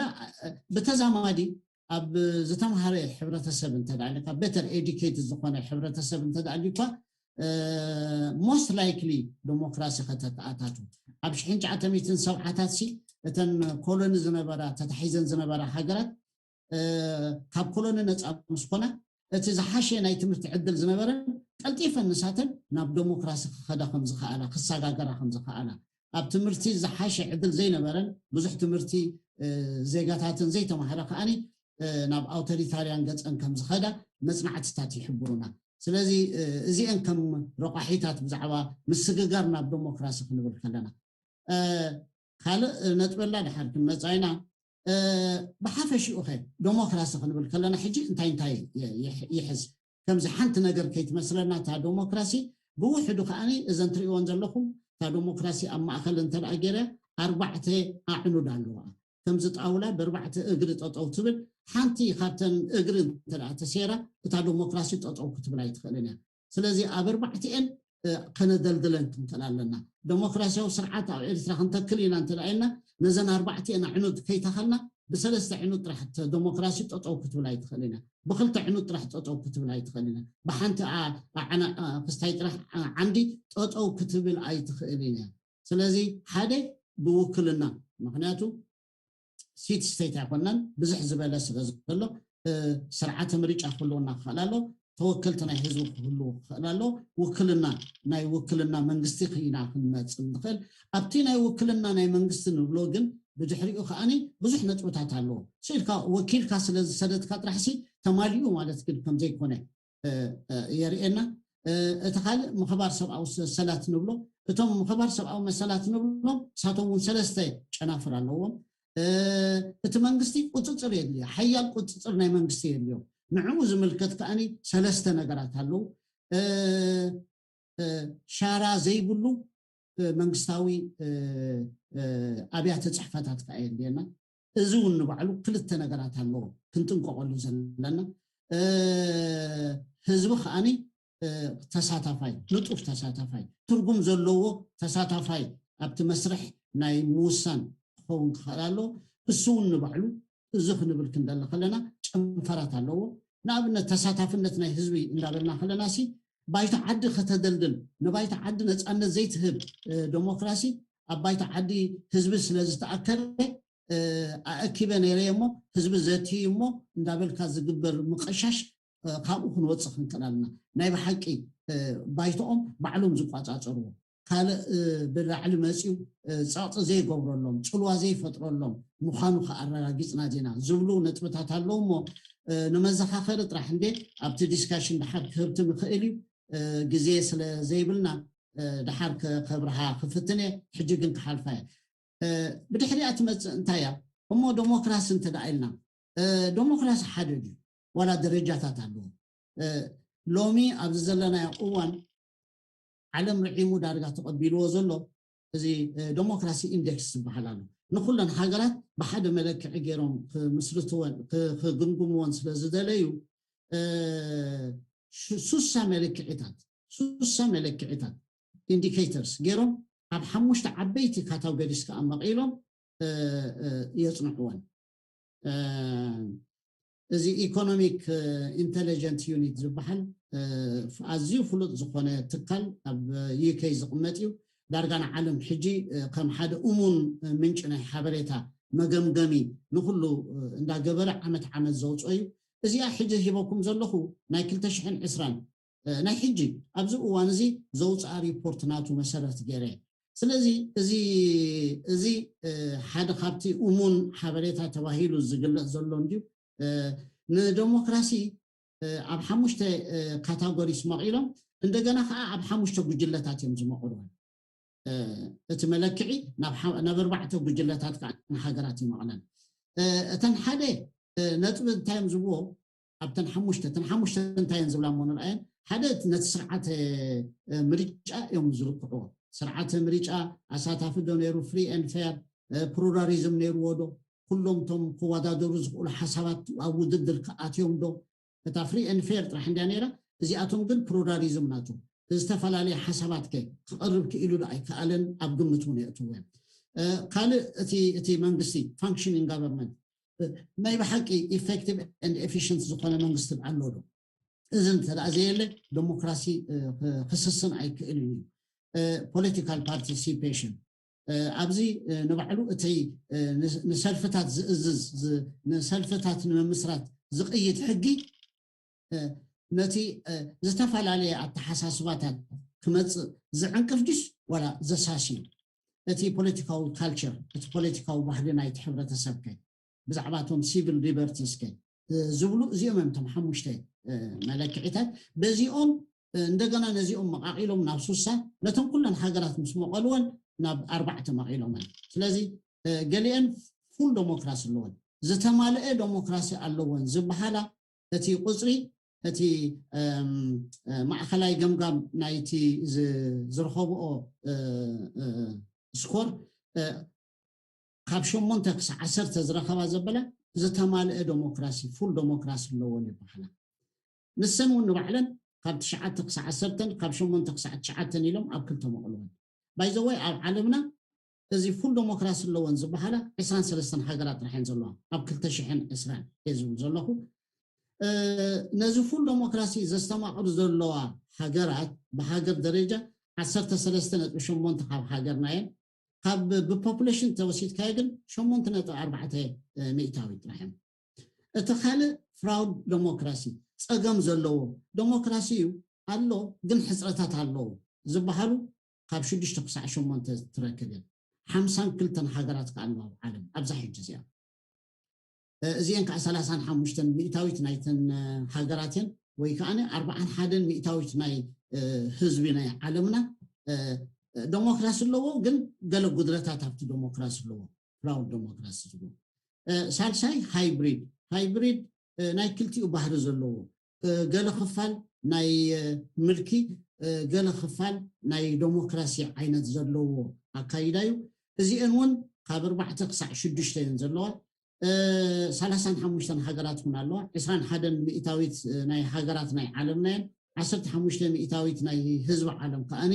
ኣብ ሃይብሪድ ዲሞክራሲ ኣሎ እታ ናይ መወዳእታ ምልካዊ ስርዓት እዩ ኣውቶሪታሪያን ሬጅም እዩ ነዚ ኣብ 3 ይመቕልዎ ትሕቲ 2 ነጥቢ ዝረኸቡ ካብ 2 ክሳብ 3 ዝረኸቡ ካብ 3 ክሳብ 4 እንዳበሉ ይለቕጦ 57 ሃገራት ኣለዋ ተገድሰኩም ብዛዕባ ኤሪትራ ክትኮን ትኽእል እንዳ ኤሪትራ ኣበያ ዘላኸ ብናይ 2020 ሲ ኣበያ ቆሚጥዋ ኣሎ እንተዳኢልና ኣብ ኣውቶሪታሪያን ትርዓረዋይ ምልካዊ ስርዓት እዩ ግን ምልካዊ ስርዓት ኮይናሲ ካብቶም ትሕቲ 2 ካብ ሚእቲ ዝረኸቡ እንዳ ዋላ ልዕሊ 2 ካብ ሚእቲ እያ ተዛርብ መስለኒ 2.37 ከባቢያ ረኺባ ዘላ ስለዚ ኣበይ ደረጃ ኣለና እዩ እዚ ዘምፅኦ ዘለኹ ንምንታይ ኢለ እንተዳኢልካኒ ዲሞክራሲያዊ ስርዓት ምስግጋር ናብ ዲሞክራሲ እንትንብል ኣለና ማይልስቶን ክህልወና ክኽእል ኣሎ ማናቱ ክትልክዑ ክትኽእል ኣለካ ለውጢ ገብር ኣለኹ ክትብል ከለኻሲ ዘይልካዕ ለውጢ የለን ክንልክዑ ክንክእል ኣለና ስለዚ ካብ 2.27 ገለመለ ዘሎ ነጥብና ናበይ ክንከይድ ኢና ንዘሎ ዘለና ኣብታ መሰጋገር እዋንሲ ገና ኣብ ምልካዊ ስርዓት ጠጠው ጋማን ክንብል ዲና ንዘሎ ዘለና ዋላ እታ መሰጋገሪት እዋን ንባዕላ ካብቲ ምልካዊ ስርዓት ኣውፅያ ናብ ሃይብሪድ ከተእትወና ዋላ ሃይብሪድ ገዲፍናስ ናብ ፍራውድ ዲሞክራሲ ከተእትወና እንታይ ኢና ንደል ዘለና ኣነፂርና ንክንፈልጥ ክሕግዘና ይኽእል እዩ ስለዚ ኣብ ዓለም ኣለዋ ለውጢ ኢለን ጃምፕ ገይረን ናብ ላዕሊ ዝበፅሓ ኣለዋ ቀስ እንዳበላ ዝኸዳ ኣለዋ ዘገምታዊ ዝኾነ ምዕባለ ጥራሕ ዘርኢ ኣለዋ ግን ክትዛረብ ከለኻ ምስግጋር ናብ ዲሞክራሲ ኣገዳሲ ባእታ ምዃኑ እዚ ክንርድኦ ክንክእል ኣለና እዘን ሕጂ ክብለኩም ፅናሕኩ ሃገራት እዚኣተን እየን ኣብ ካርታ ክትሪእዎን ከለኹም እቶም ክፍፋለን እውን ኣሎ ስለዚ ኣበይ ዓዲ እንታይ ትመስል ኣላ ዓለምና ተመዓቂላ ብዛዕባ ዲሞክራሲ ክንዛረብ ከለና እዛ ካርታ እዚኣ ግን ናይ 2020 ዘይኮነት ናይ 2019 ዝነበረ ናይ ዲሞክራሲያዊ መስርሕ እዩ እታ ብድሕሪኣ ትመፅእ ነጥቢ እሞ እዚ ዲሞክራሲ ንብሎም ዘለና እዞም ሓሙሽተ ምምቅቃል ኣለዎ ናቶም ናይ ገዛእ ርእሶም ምምቅቃል እውን ኣለዎ እንደገና ሳብ ግሩፕስ እንዳገበረ ይኸይድ ስለዚ እዚ ምፍላጡ ንዓና ይሕግዘና እዩ ስለምንታይ ዲሞክራሲያዊ ስርዓት ኣብ ኤርትራ ክንተክል ክንከይድ ኢና ክንብል ከለና ኣብዚ ብዛዕባ እዚኣ እንዳበልና ኣቲና ክንሪኦውን ይሕግዘና እዩ እቲ ምክፍፋል ንብሎ ዘለና ኤርትራ ኣብ ሳብ ሰሃራን ኣፍሪቃ እያ ዘላ ኣብ ሳብ ሰሃራን ኣፍሪቃ ስለ ዘላሲ ንሕና ኣፍሪቃውያን ክንሰግር ኣይንኽእልን ኢና ናይ ቀደም መፅናዕትታት እውን ነይሩ እዘን ሊስት ዲቨሎፕድ ካንትሪስ እየን እዚአን ዲሞክራሲ ከተኣታትዋ ኣይክእላን እንዳተባሃለ ተስፋ ዘቁርፅ ኩነታት እውን ነይሩ ሎሚ ንሪኦ ዘለና ግን ናይ 2020 ዝዛረብ ዘለኹ ብዛዕባ ናይ ሳብ ሰሃራን ኣፍሪካን ካንትሪ ኣብ ሳብ ሰሃራን ኣፍሪካን ካንትሪ ዘለዋሲ ኣብ ፉል ዲሞክራሲ ኣትየን ዘለዋ 23 ሃገራት ኣለዋ ካብዘን 23 ኣብ ዓለም ፉል ዲሞክራሲ ሪአን ዘለዋ ሓንቲ ካብ ኣፍሪቃ ኣትያ ኣላ ኣብቲ ደረጃ ትበፂሓና ኣብ ፍላው ዲሞክራሲ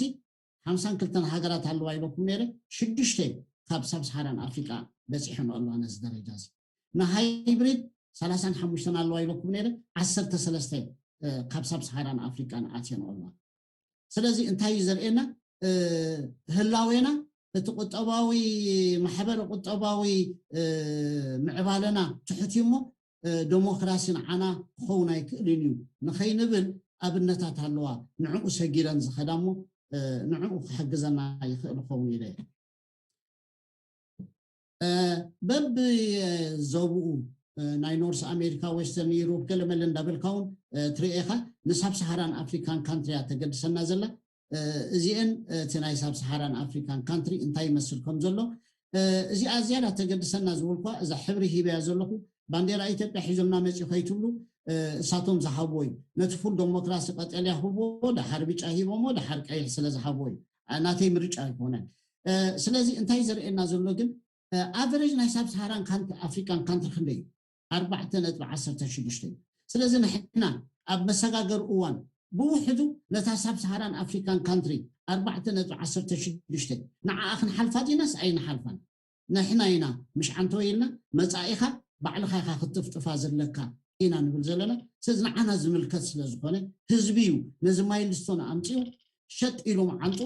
ኣብታ ዝደልያ ይበፅሕ ዋላ ልዕሊ 5 ክኸይ ዝደሊ ኣብቲ ብጫ ክሰግር ዝደሊ ቀይሕ ዝበሃል ነገር ኣይተርእየኒ ክንብል ኢና ስለዚ እዚ ከዓ ይሕግዘና እዩ ናብቲ ንገብሮ ዘተ ምክርኻር ገለ ክሕግዘና ይኽእል ክኸውን ኢለ ኣምፅዮ እዛ ብድሕሪኣ ብዛዕባ ዲሞክራሲያዊ ስርዓት ናይ ዓለም እንዲና ንገልፅ ዘለና ነቶም ኮንሰፕትስ እቶም 5 ኣገደስቲ ረቋሒታት ኣለው ዓለም ግን ኣብ 2019 ኣብ 2020 ሪሴሽን ናይ ዲሞክራሲ ይጋጥማሉ እዩ እቲ ዓንተ ኢኹም እታ ቻርት ንላዕሊ ትኸይድ ነይራሲ ክትዕፀፍ ጀሚራ ንእሽተይ ሕጂ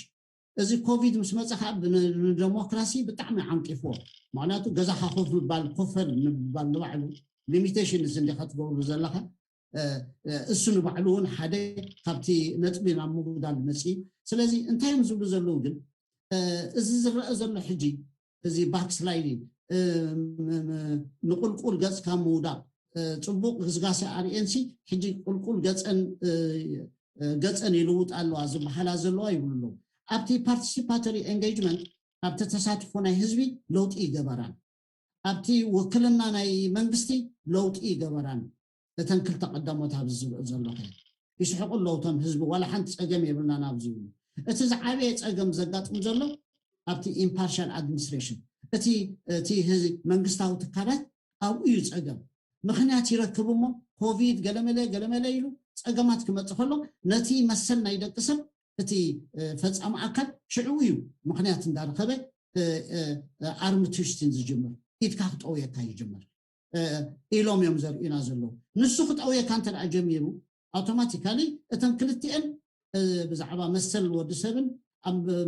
ቁፅፅር ናብ መንግስትን ክልቲአን ከዓ ይደኽማ ኣለዋ እዚ እዩ ንቁልቁል ንክትወድቕ ምክንያት ዝገብረካ ናይ ዲሞክራሲ ኣብ ዲሞክራሲ ፀኒሐን ሻራትት ኣለዋ እንተደኣ ኢልና እቲ ቀንዲ ፀገም ኣብቲ ምሕደራ ኣብቲ መንግስታዊ ምሕደራ ኤክስኪዩቲቭ ኣካል ፈፃሚ ኣካል ዘጋጥም ዘሎ ምዃኑ حجي نابتن موديلس ناي ديمقراسي خيدي موديلس ديمقراسياዊ ስርዓት ክንተክልና እንተደንብል ኣለና ኮይና ዝተፈላለየ ሞዴልስ ኣለዋ ስለዚህ ዝተፈላለየ ሞዴል ንኤርትራ ዓይነይታ ተገድሰና ኣነን ዶክተር አማኑኤልን ዶክተር ሳራን እዚኣ ባትሕሸና እዚኣ ትሕሸና ክንብል ንኽእል ኢና ካብ ታስኪና ውጪና ንዛረብ እንተዛለና ኮይና ግን ኣብ መወዳእታ ምርድዳእ ክትበሃል ክንፈጥር ኣይንኽእል ኢና ሓቀይደ ዶክተር ሳራ አማኑኤል ካብ ታስኪና ገዲፍና ኣብ ስነ ሓሳብ ንዘራረብ እንተዳኢልና ግን እተን ዝተፈላለያ ሞዴልስ ናይ ዲሞክራሲ ዕላምአን እንታይ ሸቶ ሃርማ ደሌነን እዚአን መፅን ስለዚህ ንኹንነት ናይ ሃገርና ኣብ ግምት ኣቐሚጥና ናይ ቀዳምነት ኣብ ሃገርና ዘሎ ሕጂ ክፈትሐልና ዝኽእል ኣይናይ ጎል እንተተማልአ እዩ ናብ ዝብል መታን ክሕግዘና ከም መባራበሪ ናይ ኣእምሮ ክኾነና ኢለን ፅየን ዘለኹ ንኣብነት ፓርቲሲፓቶሪ ዲሞክራሲ እንተዳኢልካ ኣሳታፊ ዝኾነ ዲሞክራሲ እንተልካ እቲ ክትወቅዖ ገሊኻ ዘለካ ሸቶ እንታይ እዩ እንተዳኢልካኒ እቲ ምትብባዕ ክተባባዕ ክኽእል ኣለዎ እቲ ሕብረተሰብና ኣብ ፖለቲካዊ ውሳኔታት ልሙስ ይፀኒሑ ተዋሳኢ ንጡፍ ተዋሳኢ ነበረን ስለዚህ ንሱ ከነበራብሮ ክንከል ኣለና ውሕስነት ክበና ኢልና እንተደኣ ብሓባር ተራዳዲእና እታ ፓርቲሲፓቶሪ ዲሞክራሲ ትእዝዞ ሞዴል ናይ ዲሞክራሲ ንሳይና ክንወስድ ማለት እዩ ኣብዚ እዋን እዚ እቲ ተራ ናይቲ ዜጋ እንታይ ክኾን ኣክቲቭ ማዕርነት ከ እንድሕር እዚኣ ትወሲድካ ፖለቲካ ኣብ ቁጠባ ኣብ ማሕበራዊ ንጡፍ ተዋሳኢ ኢኻ ትገብሮ ዘለኻ ስለዚህ እታ ኢኳሊቲ ኣብ ኩሉ ፖለቲካል ኢኳሊቲ ኢኮኖሚክ ኢኳሊቲ ሶሻል ኢኳሊቲ ኢኻ ኣድረስ ክትገብር ዘለኻ ዘለኻ ነቲ ኢንስቲትዩሽን ከነቲ መንግስታዊ ቅርፂ ናይቲ መንግስቲ ከ በቃ ኣሰምብሊስ እንዳገበረ ከምዚ ካብ ባይታ ዓዲ ንብሎ ዘለና ነቲ ባይታ ዓዲ እንዳደርዶ ከይደ ዝብል ኣምር ምዃኑ ንርዳእ እታ ዲቨሎፕመንታል ዲሞክራሲ እንተልና ንሓናሲ እቲ ዝዓበየ ፀገምና ቅጫ እዩ ሕምባሻ እዩ ሰብ ክበልዕ ኣይከኣለን ኢሉ ዝኣምን ከኣኒ ነታ ዲቨሎፕመንታል ክወስድ ይኽእል ስለዚህ ነቲ ሮል ናይቲ ሲቲዘን ከ ኣክቲቭ ይገብሮ ግን ነቲ ፖለቲካል ኤንድ ሶሻል ክስታይ ጥራሕ እዩ ነቲ ሲቲዘንሽፕ እዩ ሞር ነቲ ሲቲዘንሽፕ ከሕይሎ ጥራሕ እዩ ዝፍትን ዘሎ ስለዚህ ኣሎ ስለዚ ፕሉራሊስቲክ ሶሳይቲ እንተዳኢልካ ግን ፕሉራሊስቲክ ዲሞክራሲ ክኽተል እየ እንተዳኢልካ ግን ነቲ ዳይቨርሲቲ ዘለናሲ ንዕኡ ክከላኸል ንዕኡ ከውሕስ እየ ስለዚ እታ ንዓኻ ተገደሰካ እታ ብዙሕነት ጥራሕ ስለዚ ኩሉ ኣዝህቦካ ኣብ ብዙሕነት ነታ ብዙሕነት ክትዕቅባ ጥራሕ ኢኻ ትደሊ ስለዚ ተራ ናይ ደቂ ሰባት ከ ፓሲቭ ትገብሮ ስለዚ መብዛሕትኡ እዚ ናይ ኤሊት ዲሞክራሲ እንዳበሉ ዝገብሮ እዮም ስለዚ ኣብኡ ጥራሕ ይሽመን እዚ ናይ ኢትዮጵያ ፖለቲካ ዘጋጠመ እንተዳሪእና ናብ ፕሉራሊስቲክ ዲሞክራሲ ገጾም ስለዝኸዱ ነቲ ሮል ናይ ሲቲዘንሽፕ ፓሲቭ ገይሮሞ ፖለቲካዊ ማዕርነት ጥራሕ ፎካስ ተገይሩሉ ነቲ ዳይቨርሲቲ ከዓ ፕሮቴክት ኤንድ ፕሮሞት ክትገብሮ ፈቲንካ ስለዚ እንታይ ክብል ዝፍትን ዘለኹ ግዜ ስለዘይብለይ ቅልጥፍ ክብል ስለዘለኒ እምበር ካብ ታስኪና ይኮናን ኣይነይቲ ሞዴል እያ ተድልየና ክንብል ክንከራኸረሉ እንዲና ምስ ኩነታትና ዝኸይድ ኣይናይ ክንብል እንዲና ግን እቶም ዲፈረንት ሞዴልስ ኣለዉ ንዝተፈላለየ ዕላማታት ይኸዱ ዝተፈላለዩ ውፅኢታት ከዓ ይህቡ ምዃኖም ግን ክንርዳእ ይግባአና ስለዚ እዚ ነቲ ሓባራዊ ምርድዳእ ክሕግዘና ይኽእል እዩ ዝብል መረዳእታ ሒዘ እስከ ንኺድ እዚኣ ከዓ ነቲ ሞዴል ናይ ዲሞክራሲ ቅዲ ናይ ዲሞክራሲ ክንወስዶ ዘለናሲ እንታይ ክኾን ኣሎ እንታይ እንቶም ንዕኡ ዝገዝእዎ ረቋሒታት እንተደኣ ኢልካ ከዓኒ በቲ ዓንቲ ወይ ዝበልክዎ ጥራሕ ዘይኮነ ብካልእ ረቋሒታት ሪኢኻ ከዓኒ ኣየናይ ዲሞክራሲ ሞዴል ይሕግዘካ ትብል ንኣብነት ነቲ መንግስቲ እቲ መንግስቲ ኢንክሉሲቭ ክኸውን ትደልዮ እንተደኣ ኮይንካ ናብ ላዕሊ እያ ዘላ እቲ መንግስቲ ኤፊሽንት ክኸውን እየ ዝደልዮ ትብል ኮይንካ ወይ ድማ እቲ ውሳኔ ኣወሃህባ ናይቲ ቅዲ ናይቲ ውሳኔ ኣወሃህባ ዝያዳ ህዝቢ ክሳተፍ እየ ዝደሊ ኣይኮነን ድሌት ናይ ህዝቢ ዳኣ ክማላእ ክኸላ እዚታት ኣብ ግምት የእትዩ ኣብ ክስታይ የእትዮም መፅናዕቲ ገይሮም ዝቐምጥዎ ኣሎ ስለዚ እቲ ውሳኔና እንታይ እዩ ንዓና ዝቀይደና እንታይ ካ ትደሊ ዘለካ እዩ እንታይ ካ ትደሊ ዘለካ ብመንፅር ናይቲ ትኩልን ጋድምን ተቐሚጦም ዘለዉ ረቋሒታት ኣብ ግምት የእትኻ ንዕኦም ዝተረዳድኣኻ ባዕላ ክትበካ እታ ሞዴል ናይታ ዲሞክራሲ እታና ፊት ትገብር ስለዚህ بخمس خاطر نحسب كم زلنا خمس إلى أبكال نتي موديل ناي ديمقراطي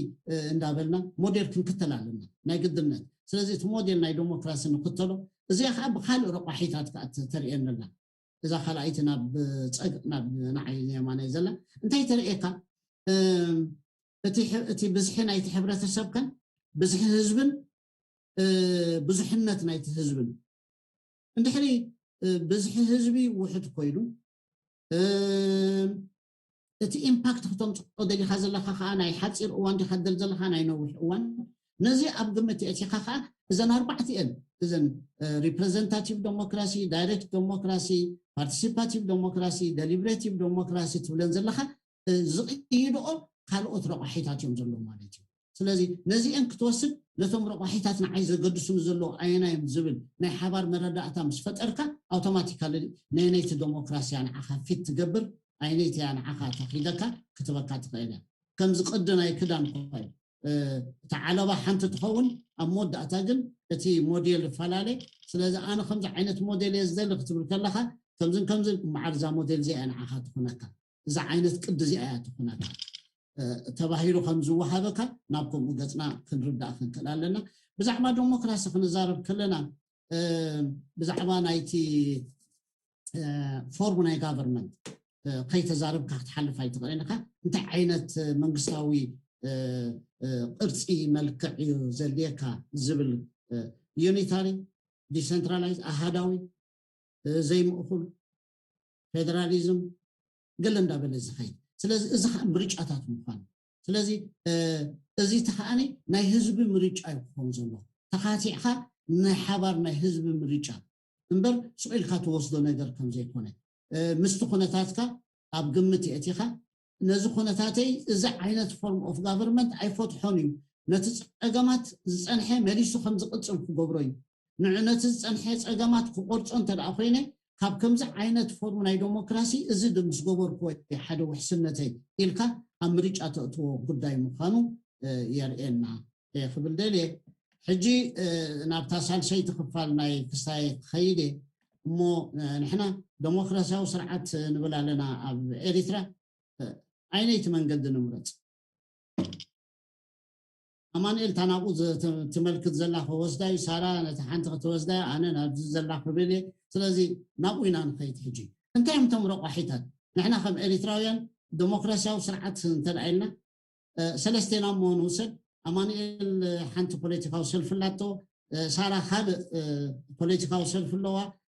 ኣነ ካልእ ሳልሰይቲ እንተትህልወኒ ሰለስቴና ምስ ተራኸብና ሰለስቴና ኣነ በዚኣ ዝኸይድ በዚኣ ኖ ኤሪትራ ሓንቲ እያ እሞ ኩሉና ክንሰማማዕ ክንክእል ኣለና እንተደኣይልና ረቋሒታት ኣብ ግምት ከነእትዎም ዘለና ረቋሒታት እንታይ እዮም ናብኡ ክትመርሓና ኢለ ሕጂ ነዚአን ዝገልፀን ዘለኹ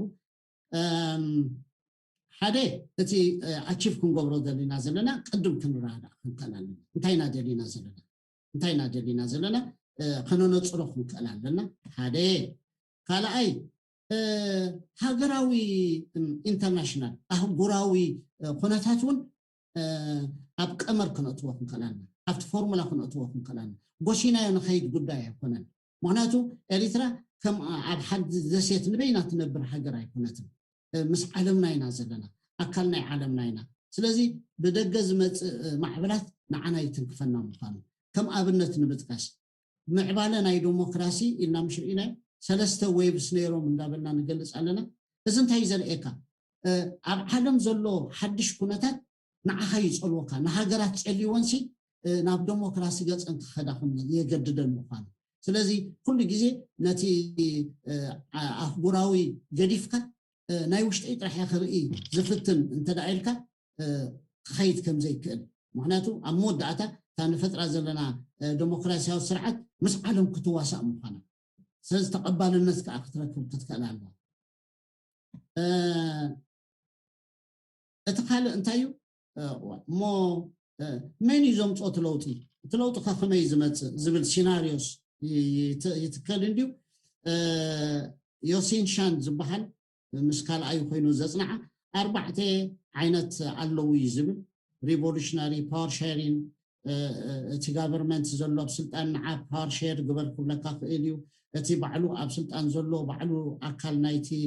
ለውጢ ኮይኑ ክኸይድ ክእል እዩ ወይ ድማ ኢንተርናሽናል ኮሚኒቲ ከምዚ ሕጂ ንብሎ ዘለና ኣብ ስደት መንግስቲ እንታይ ደሊና እንተዳኢልናሲ ዓለም ክሰምዓና እሞ ዓለም ክቕይረልና ንብላ ኣለና ስለዚ ናብዛ ታሕተወይቲ ገፅና ንኸይድ ኣለና ስለዚ እቲ ለውጢ ንደልዮ ዘለና እዚ ይውስኖ እዩ ኣብ ነብሰ ምትእማን ተዳልዩባ تدلي أنا بحكي كم تدلي أخوي غير كهتوش أنت أدليها تقدميت يعني تقدميت تروح مراتيتنا سأزي إذا كله خبقات الخيلي كلنا سريحنا لذا قدميت خمي جبنا خمس أخوي كلام لنا نحسب زلنا أي أنا كلني بار شيرين يزدلنتنا قولهم جميرنا خنلمونا كلام لنا نعرف خوف نبل نعنا زاربنا ساعات تدلي في القوسين نحنا أفرق نبل قال لكم نبينا مالتي نعلم لو تخون تلقى تدلل تخين تخاني بقى نعلم كسمعنا ويقولنا شو لو تخون تلنا نعنا يسدس من قصة نقول كأخذ بدينا سلز إزي نخوم وختقمنا معناه خنزارة ربول عندنا لو تنامس نبل سلزلنا ديمقراطية ولو تنامس نبل كلنا مستسيناريو يتأساسا السيناريو جن سيل كازمة عيبنا أباي تازولو كتلوط أتخيلها نتتلوط أتدلي نتزمر أتخيل كم يجر كان صريحة نعو أبايتا خم تجبط أو مقوار جل ناتكاي أنت دخينك نخالقوت تتبع خالقوت كله تدلي أنت حي الكافي سرها خمسة ناس الناس إريترا زو حسنايا بعدنا سريحنا زو حسنايا كم سريحة حسايا أنت العيرتا السيناريو كلنا يقدر سحنين خبأت أنت نعود بزعبا ديمقراطية سرعة بإريترا خنزارب كلنا كنرسع زي بلنا نقرأ كله أتي كوننتنا إريترا أبايت هذا اللي كوننتنا إريترا خجز عناي فتينا تلينا خجز عناي خجز عنا سلسخوني ناي فرناندينو مارتيني أب جزء مجزء تطيلان زعبا إريترا الصحافة الله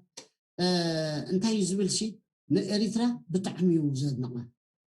أنت إريترا نزات أليان حزنا يزلا مريتن أوراجان ثم اشتري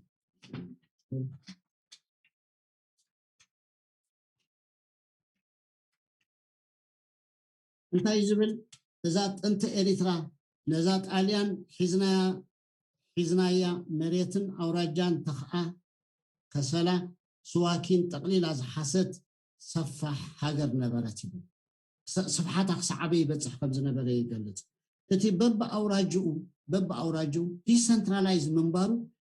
قدمت إليان ممسو تتم حدرانا إريترا ديسنتراليز أحداو خمزين برقاء خبز تاريخ نمهال تبب أوراجو أبز حاجر زركب إذا تباباوي ناي سلطاني أسر ناي زحاجر زحاقفة عبيت ناتاي مسكرالنا يبن بجزي منغستي أقسم قدمي أقسم ننوبيا مورارا مالتي وكوا خي ترفه نزعة حيال منقص نبراتي بل دحلوت قد كسعن حنا من حزا أأمينو زقبرا حيلي أي نبراني بل أبدا حرواي زمانات قن بورار مسافنت إيتبقى سلسة داقمت بقليل كن حزا خيئنا مالت باتي مسفناو مسافنت إيتبقى زنوبورو تسلقي مخنيات حزب إريترا بالسلام قبلنا تجديدو سلازي إيتبقى نزقبرتنا حاجز ننقدا يبل زي كم تاريخ ناتنا سنزخونه ديمقراطيا وسرعات كنقبر كندلنا خنا أنا كم حنتي أبنت راح يزي أزقل تعزله بزح أبنتات بزعبانا له صبوق حماقا نعم جن أبقمت مئتاو كذلي الناي معناته خاب تاريخنا خنا مهار كنتلنا أو خنا بر زي كونس خاب تاريخنا خنا مهار سلزلنا ديمقراطي نايقدرنا تايكونن ديمقراطي أبزنو برو سرعات راح كمسرة الزخائل أب ديمقراطي زي فلت أزنبارو سرعات كمان مزي لهم ديمقراطي سرعات تخيلهم يعني كم مع اليابان خالقت حاجاتهم اتي حتى قناتاتنا قلنا دافلتنا يا مخاط كل جزء يتأملنا إلى سلاز حسب كيف قال زي كونستيشناليزم ديمقراطي زبل أمر نحنا يحجزنا يخوني له خبطهم زأمنن نعوز الطابق السبيع إذن تايو إزي ديمقراطي إزي انتايو زبل ኣብ ዲሞክራሲ ኩሉ ግዜ ውድድር እንተዘየለ ሞይታ ማለት እዩ ዓዱ ሞይታ ማለት እዩ ስለዚ ዲሞክራሲ is the battle of ideas ኢለኩም ውድድር ናይ ሓሳባት ውድድር ዘይብሉ ውድድር እንተዘየልካሲ ሬሳ ኢኻ ማለት እዩ ስለዚ ውድድር ሞ ክንፈቅድ ክንክእል ኣለና ከምታ ዓንቶይ ዝበልኩኹም ኣብታ ሶሳይቲ ኢለ ዘርያ ዝነበርኩ ናብ ኣሞ ክምለስ ናብዚኣ ትሪኡ ኣለኹም ፖለቲካዊ ውድባት ክህልዋና ወላ ሓንቲ ፀገም ኣይኮነን 30 ኮይነን ኢልናውን ዓይነት ሸገር ወላ ሓንቲ ፀገም ኣይኮነን ምክንያቱ 30 ብምዃነን ከምፅኦ ዝኽእላ ፅልዋ ብዙሕ ኣይኮነን ክንደይ እንተን ሓያላት ኣብ መወዳእታ ፅልዋ ዘለዎን እዩ ትዘገድሰና ናብ ዝለዓለ ንክትበፅሕ ሕጂ ኣብ ዝለዓለ ግን 2 ወይ 3 ክበፅሓ ዝኽእላ ንሕና ግን እንታይና ንግደስ ኩሉ ግዜ ብዛዕባ ብዝሕን ንግደስ እንታይ ገብረልካ ብዝሕን ዋጋ ይብለንን እኮ ፅልዋ ኣለዎን ደድዩ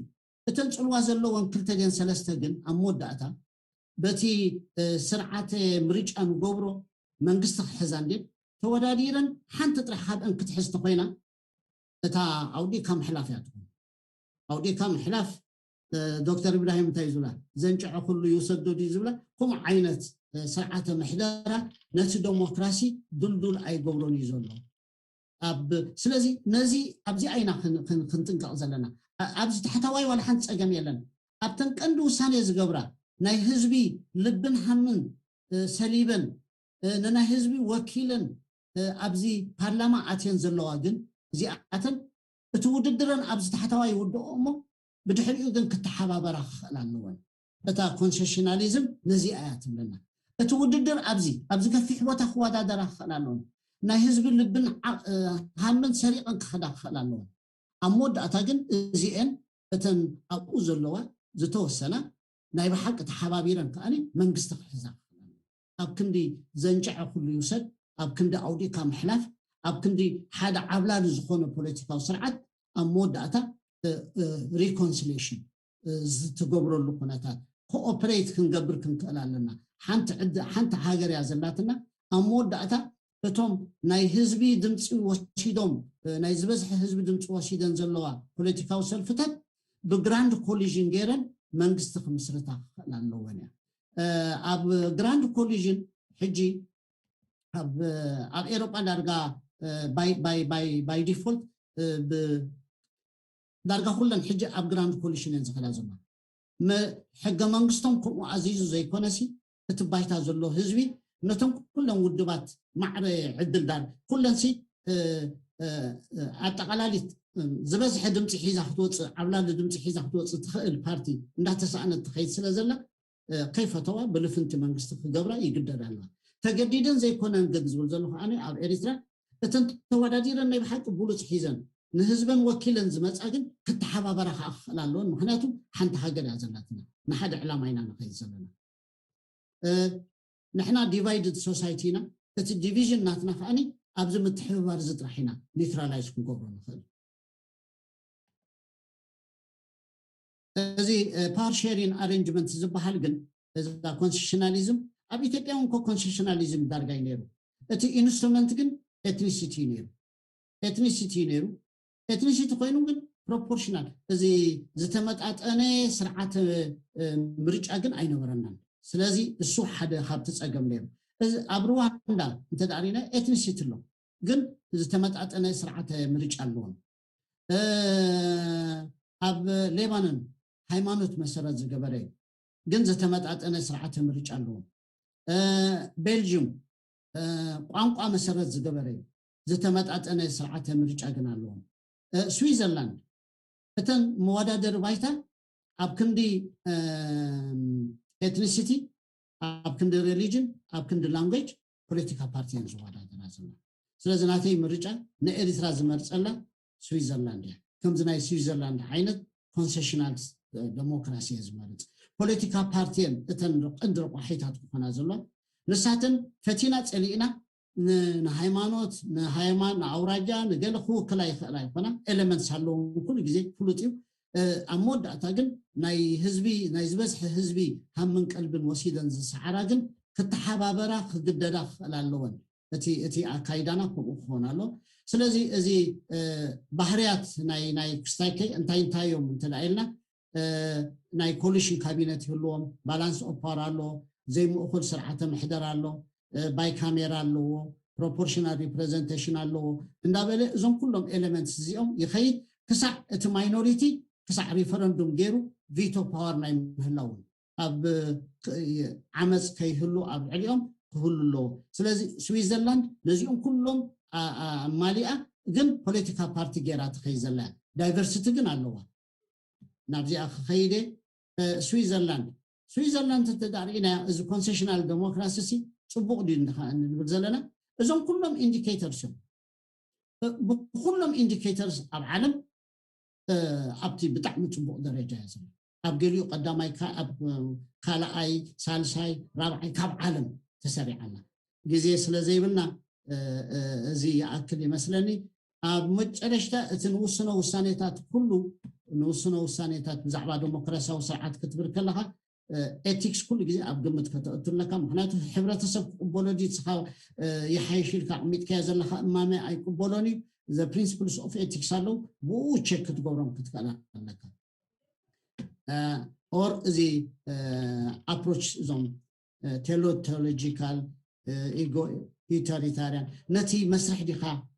ርስዓው ትገብሮ ነቲ ውፅኢት ዲኻ ዘገድሰካ ነቲ አውትካም ዲ ዘገድሰካ እንታይ ኢኻ ትመለክዕኻ ልክዕ ኢና ሓደ ክትብል ነቲ ዘቐመጥካዮ ልክዕ ኣይኮነን ክትብል ሲ አይኖት መለክዕ ኢኻ ትጥቀም ንዝብል ነዚኣቶም ኣገደስቲ ነጥብታት ምዃኖም ይርዳእኒ ግዜ ኣኺላ ስለዘላ ብምንታይ ክፋንወኩም ተፅዕኖ ዝፈጥር መኻርን ምክሪ ዝሰምዕ ወለዶን ይሃበና ይቐኒየለይ ራይ ይቐኒየልና ሓውሰንጋል ብጣዕሚ ነመስግነካ ኣዝዩ መሃሪ ዝርዝራዊ ብቡቑዕ ሓበሬታን መወከስን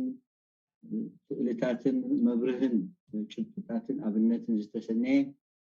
መሳጥን ጠቃምን ኣስተምህሮ ምንባሩ በዛ ኣጋጣሚ ክገልጽ ፈቱ ተስፋ ንገብሩን ካልእ ግዜ እቲ ጽሑፍ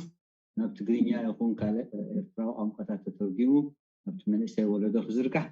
ካብ ዝቐፂልና እምበር በቲ መደብና መሰረት ዶክተር ምሕረት ኣብ ሕፅር ዝበለ ክህብ እዩ ስዒባ ከዓ ሓፍትና ዶክተር ሳራ ቁርበና ተቐኒየልና ናብ ዶክተር ምሕረት ኣብ ክንሰግር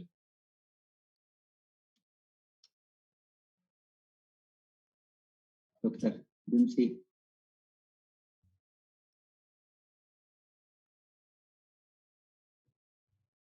أنا أحد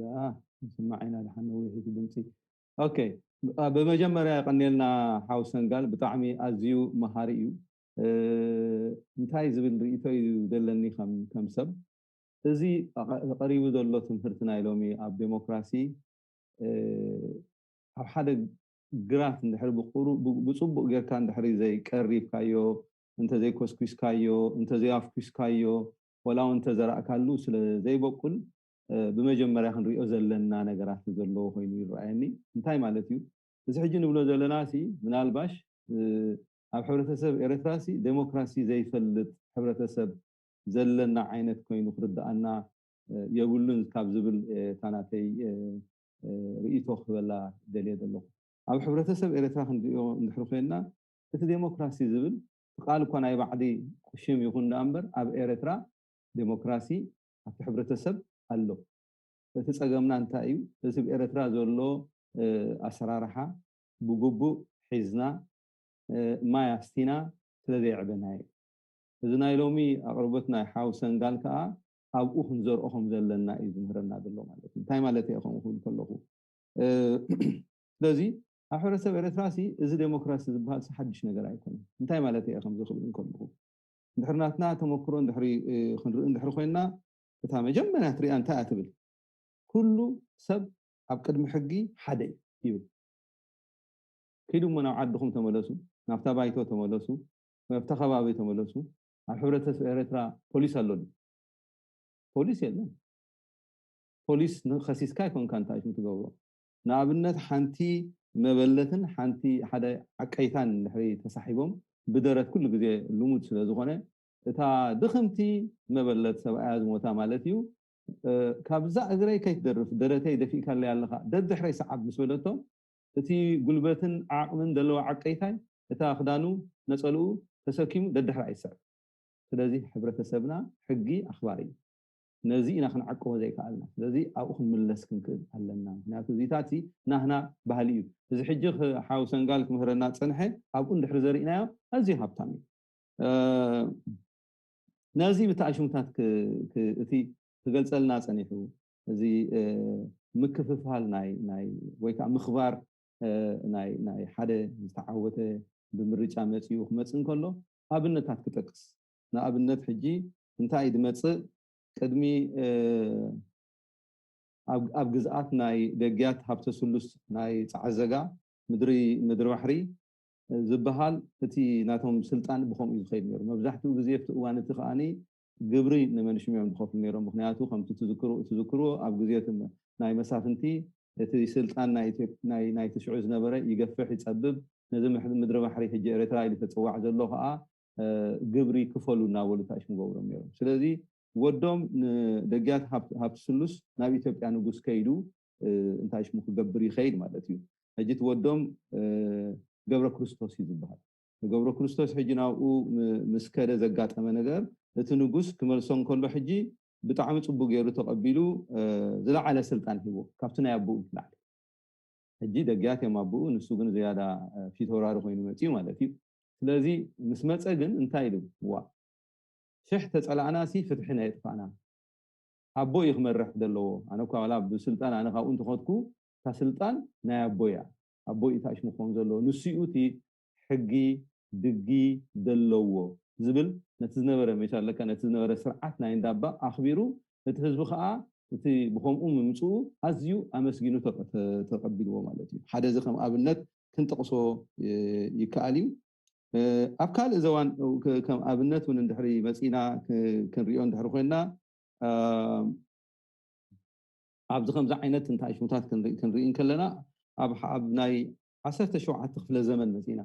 ኣብ ኣኮሎ ግዛይ ዘጋጠመ ከዓ ክነግረኩም ምክንያቱ ሕብረተሰብና እቲ ዲሞክራሲ ኣለዎ ማይ ክነስትዮ ጥራሕ ኢና ዘለና ክነዕብዮ ምእንቲ ሕጂ እዞም ዓበይቲ ዓዲ ናይ ኣኮሎ ግዛይ ተኣኪቦም ኖኦም ዝኾኖም ክመርፁ ንነዊሕ ግዜ ተዛሪቦም ክሰማምዑ ይከኣሉ ሕጂ ካብኣቶም ሓደ ከንቲባ ተስፋይ ዝበሃል ከምዚ ኢሎም ኣብ ሕብረተሰብና ምናልባሽ ነዞም ንኣሽቲ ወለዶ ክትፈልጥዎ እንታይ ዝበሃል ሓደ ነገር ትዛረብ እንትኮንካ ሓደ ነገር ትብል ኢኻ ከምዚ ምሐሸ ትብል እሞ እቶም ተቐበልትካ እንታይ ይብሉካ ሰዶ ይብሉካ ማለት እዩ ስለዚ ከምኡ ምስ በልዎ ከንቲባ ተስፋይ ኣስዕብ ኣቢሎም ኣክሎ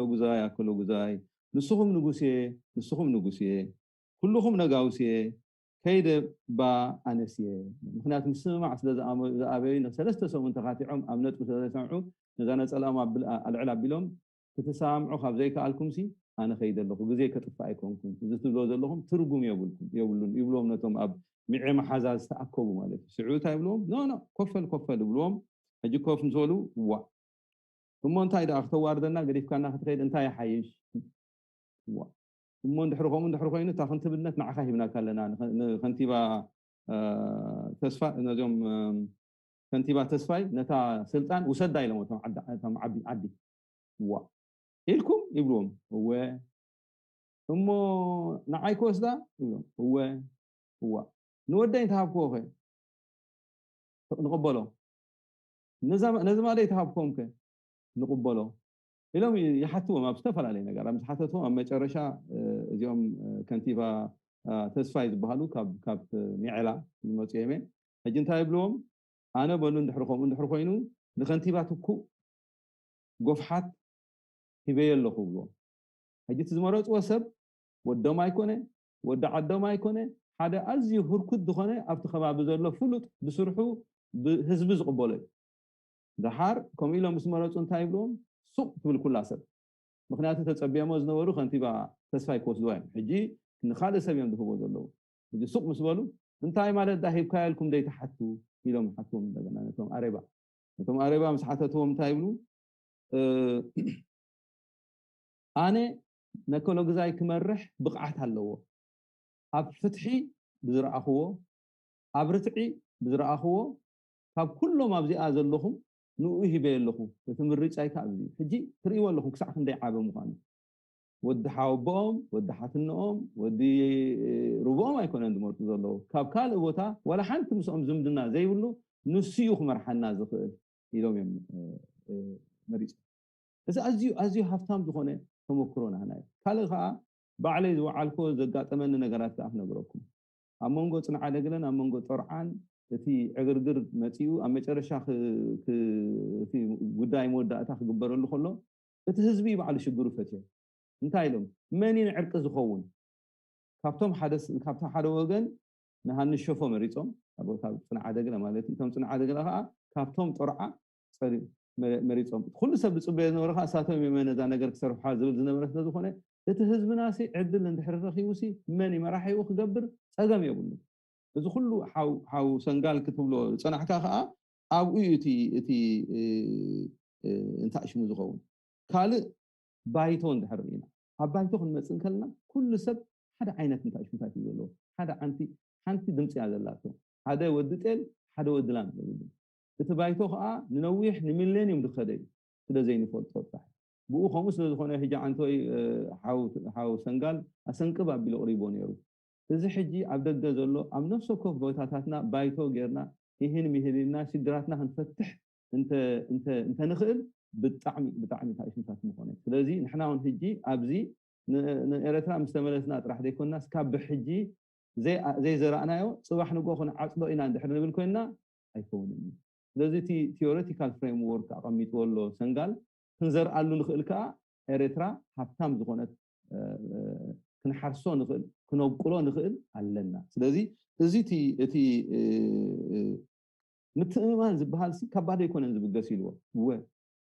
እንተ ተኣማሚና ክንሰርሕ ይንኽእልና እዚ ኣኻ ጠፊኣትና ስለዘለዛም ዘይምትእማን ድሕሪ ተኣማሚንካ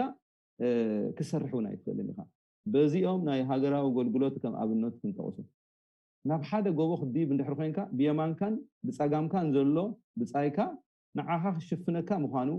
ንስኻ ከይትህረም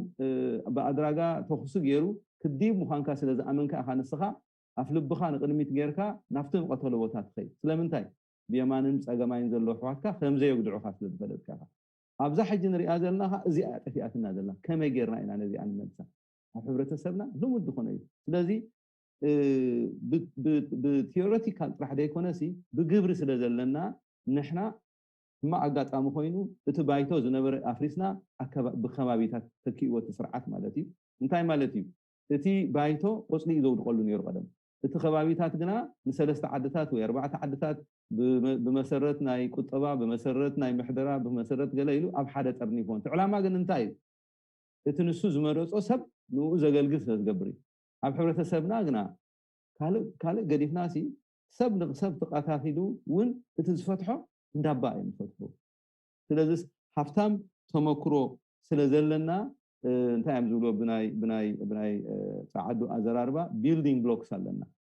ክንነጥቆ ንኽእል መንደቕ ነጥቅ እንድሕር ኮይንካ ሓንቲ ኣብ ልዕሊ ሓንቲ ኣብ ልዕሊ ሓንቲ ጌርካ ደረጃ ብደረጃ ክትነጥቆን ከለኻ ንፋስ መፅኡ ኣይወስዳ ዝደፈአ ደፊኡ ኹማን ኣይወስዳ ስለዚ ኣብ ከምዚ ክስረት ኣለዎ እዚ ኩሉ ሕጂ ሰንጋልት ምህረና ፅንሐ ከዓ ነዚ ዝመፅ ዘሎ ኣሰራርሓና እዩ ብዙሕነትና መልክዕና ምዃኑ ብዙሕነትና ንዓና ወሆይ ክብልና ምዃኑ ካብ ምክብባር ክብገስ ከም ዘለዎ እዚ ከዓ ኣብ ሕብረተሰብና ልሙድ ዝኾነ ነገር እዩ ኣብ ሕብረተሰብና ኣብዚ ንሕና ሒዝናዮ ድመፃና ኣታ ምባል ዘይኮነስ ኣቱም ተባሂሉ ብሽሙ ተፀዊዑ ሳንዳይ ናበልካ ንዓባይ ሓፍትኻ ኣያይ ንዓባ ሓውኻ እዚ ኸይድ እዚ ክብረት ንሕና እዩ እዚ ግና ከም ሓደ ድሑር ናይ ድሑር ሕብረተሰብ ጌርና ስለንወስዶ እቲ ናህና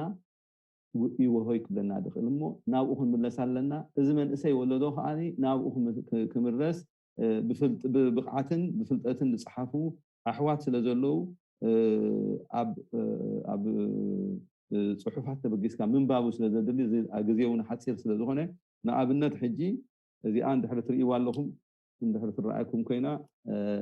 እንታይ ኣትብል ሕግታት እንዳባ ብመንፅር ሕጊ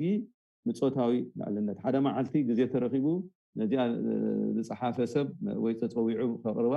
ወይ ከዓ እንድሕሪ ጥዕሞ ምጥዓም ሲንዎ እውን ቨሪ ሃፒ ቱ ፕሬዘንት ምክንያቱ حجي زي نردو نغرات علينا كافتي زمناو حق زبحال كافت مودر لو زبحال حق ندابا يبلص زبل يصحيفو حجي مبزحتونا ولا زنا شريعه بحر الا نوسدو كومهم زي كونه اسفحو قريبو سلازلو عدل ترخيكم زي مصحف دي ابتناتكم كبحي ختكون بفلاي دما كل غزي كم زامنلو تندق انستينا نلعل ترنيعن كوصان دحر خوينن تحقنا ناي ندابا نان بتاعشم كم زي هاسيان غيرنا تحت نردو كوم طرح كم زي كونه كابز صحف زي قريبو زلو 15 عامات مزنعت زقربو حاوي ملو برهان حاجوس نسو ازي اقداس ስለዝኾነ ንእግረ መንገደይ بملؤ تاشم كغبر كخيل الله فتي من مقرح ناي سلطان لومدي اقدم ابيلنا اوراجاتات موراجات حجي مباسينا نغورو زلنا نو اوراجات مباسا يكونن اوراجات از سيستم ناي سيستم ناي تاشم ناي سرعات زخاني سلطان ديفولف مغواري اب كند سلطان اب ماكراي بوتا دخون غداياتهم كلهم افتعديهم دوسو وخونه ነገር ክገብሩ እንድሕር ኮይኖም ሽማ ኣሕዋት ናበልዮም ዝብሉ ጽጋባ ኣሕዋት ይዝብሃል ጽጋባ ኣሕዋት ላይ ማለት እዩ ኣሕዋት ዝቕበልዎ ስለዚ ሕጂ እዚ ኣብ ምዕራባዊ ዓለም መጺና እዚ ዊን ዊን ሲቹዌሽን እንብሎ ነገርሲ ኣብ ዓድና ሰረት ኣለዎ መሰረት ኣለዎ ስለዚ ይንፈልጦ ማይ ስለዚ ነስትዮ ስለዚ ኮስኮስናዮ እቲ ናህና ስርዓት ከዓ ዲክቴተር ስለዝኾነ ነዚ ከምዛ ዓይነት ሓሊኹ ሕዞ ስለዝኾነ ነዚ ናህና كم زي تسجل ولا سلازي نافت سرتنا تبقيسنا بزي حج لهم عن تستمهرنا دحري أبقاسينا ياسي إريترا ولا ديا يعني الله حراي يغني لنا كبور حاو دكتور أمانيئل نمسجنكا كبزغت إلا دمان نخبر حفتنا دكتور سارة أوباي في مدرخ محاها دكتور سارة thank you خالد بدعمي يغني لنا حسن قال دكتور أمانيئل بدعمي يغني لنا دكتور أمانيئل زعبا بحلنا تي بالبلوكس كتب له صنحكا كم زنبرنا ديمقراطية كم زنبرنا ملو ساينتفيك ديمقراطية ولا انت زي كونس تي مسرت كم زنبرنا ክትገልጽ ጸኒሕካ ሰንጋልካ እቲ ኩሎም ቶም ባህርያት ናብ ዲሞክራሲ ዝወስዱና እንታይ እንተገበርና ኢና ናበይ ንበጽሕ ገሊጽካልና ብጣዕሚ ነመስግን ኣብዛ ዶክተር ኣማኒኤል ዝበላ ብዘይ ሰንጋል ዝበለን ሕውስ ኣቢለ ሕፅር ዝበለ ዝገብር ምክንያቱ ክልቲኦም እቲ ዝበዝሕ ክበሃል ዝከኣል ኢሎም እዮም ዝጎደለ ነገር የለን ይመስለኒ ማለት ዝውስኸሉ ብዙሕ የብለይን ግን እንታይ ይብሉ እዚኦም ተጋሩሲ ካብ ነበረንስ እኒ ይብሉ እወ ነይሩና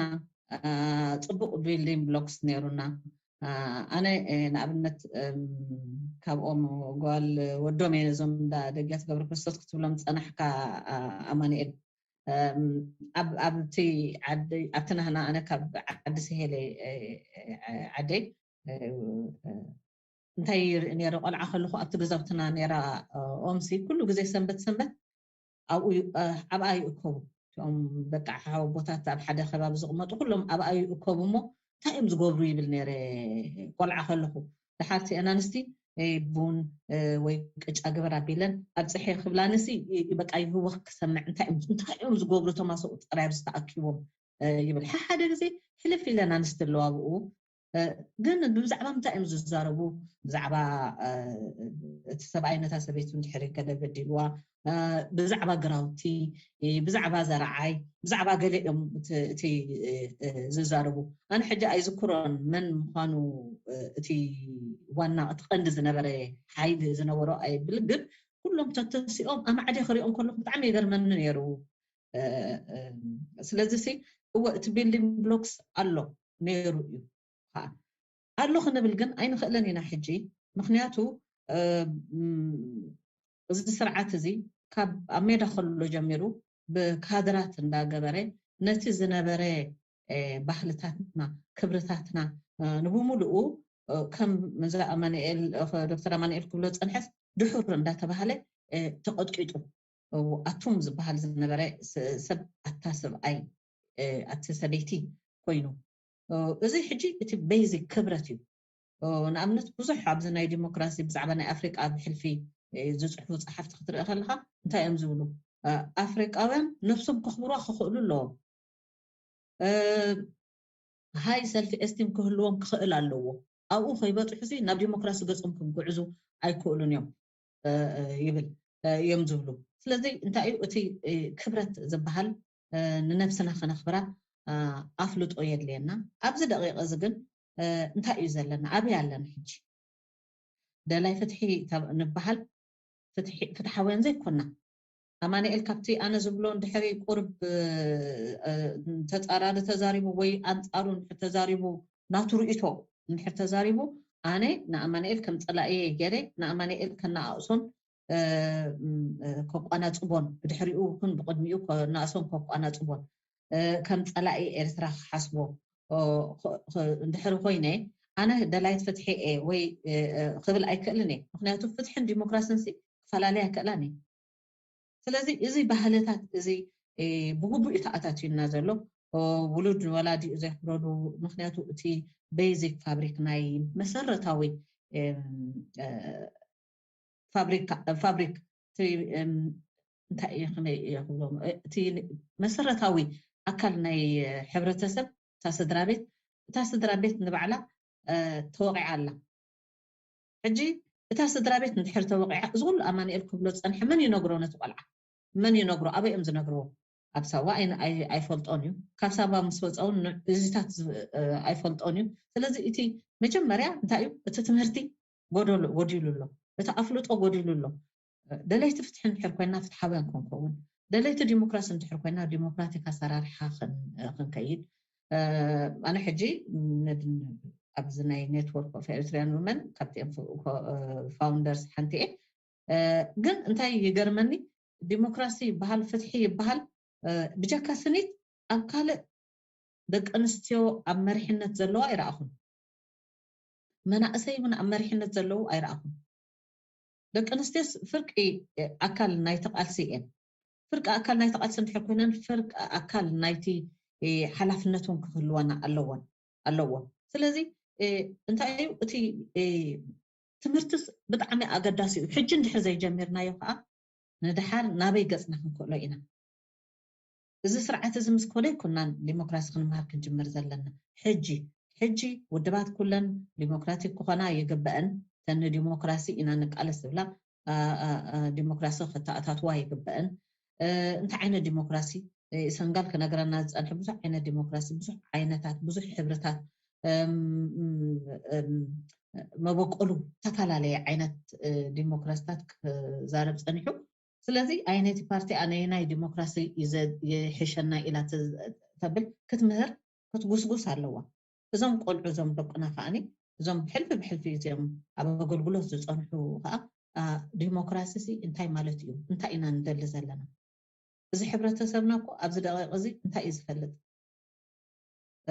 ግቡእካ ግበር ግብሪ ክፈል ክስታይ ክትወስድ ናይ ኮስታሪት ክፈላ ናይ ባኒ ኩፖን ክትረኸባ ናይ ግብሪ ክፈሉ እዚ ናይ ርትዓዊ ድኳን ቀለብ ክትወስዱ ግዴታስ ኣቅድሚቲ መሰል ይመፅእ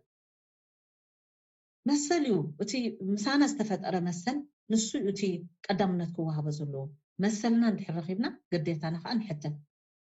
ስለዚ እዚ ከማን እዚ ቤዚክ እዚ ከማን ክፍለጥ ኣይተኸኣለን እዚ ከማን ክንፈልጦ ኣይተኸኣለን ከምቲ ደገፍቲ እንታይ ይብሉ ሃደምቲ ግብሪ ከይትኸፍሉ ንሃገር ዝገበርኩም ላይ ይብልኩምን እታ ሃገር ካሲ ሳኳ ይኮነት እንትውንነካ ንስኻ ኢኻ ትውንና ስለዚ ካብ ሕጂ ንፅባሕ ዘይበሃሉ ነገር ስለ ዝኾነ ብዛዕባ ዲሞክራሲ ብጣዕሚ ኣገዳሲ እዩ ከመይ ጌርና ዲሞክራሲ ንሓንፅ ሕጂ ከዓ ሕጂ እንድሕሪ ትክክል ዘገርናያ ኣዝየን ውሕዳት ሃገራት እየን ካብ ከምዚ ዓይነት ዲክቴተርሺፕ ነረን ናብ ዲሞክራሲ ሙሉእ ዝኸዳ I think 18 I don't remember ክንደን ፐርሰንት ዝኾና ጥራይን ዓድታት ድሓር ሰክሰስፉል ናብ ዲሞክራሲ ዝኸዳ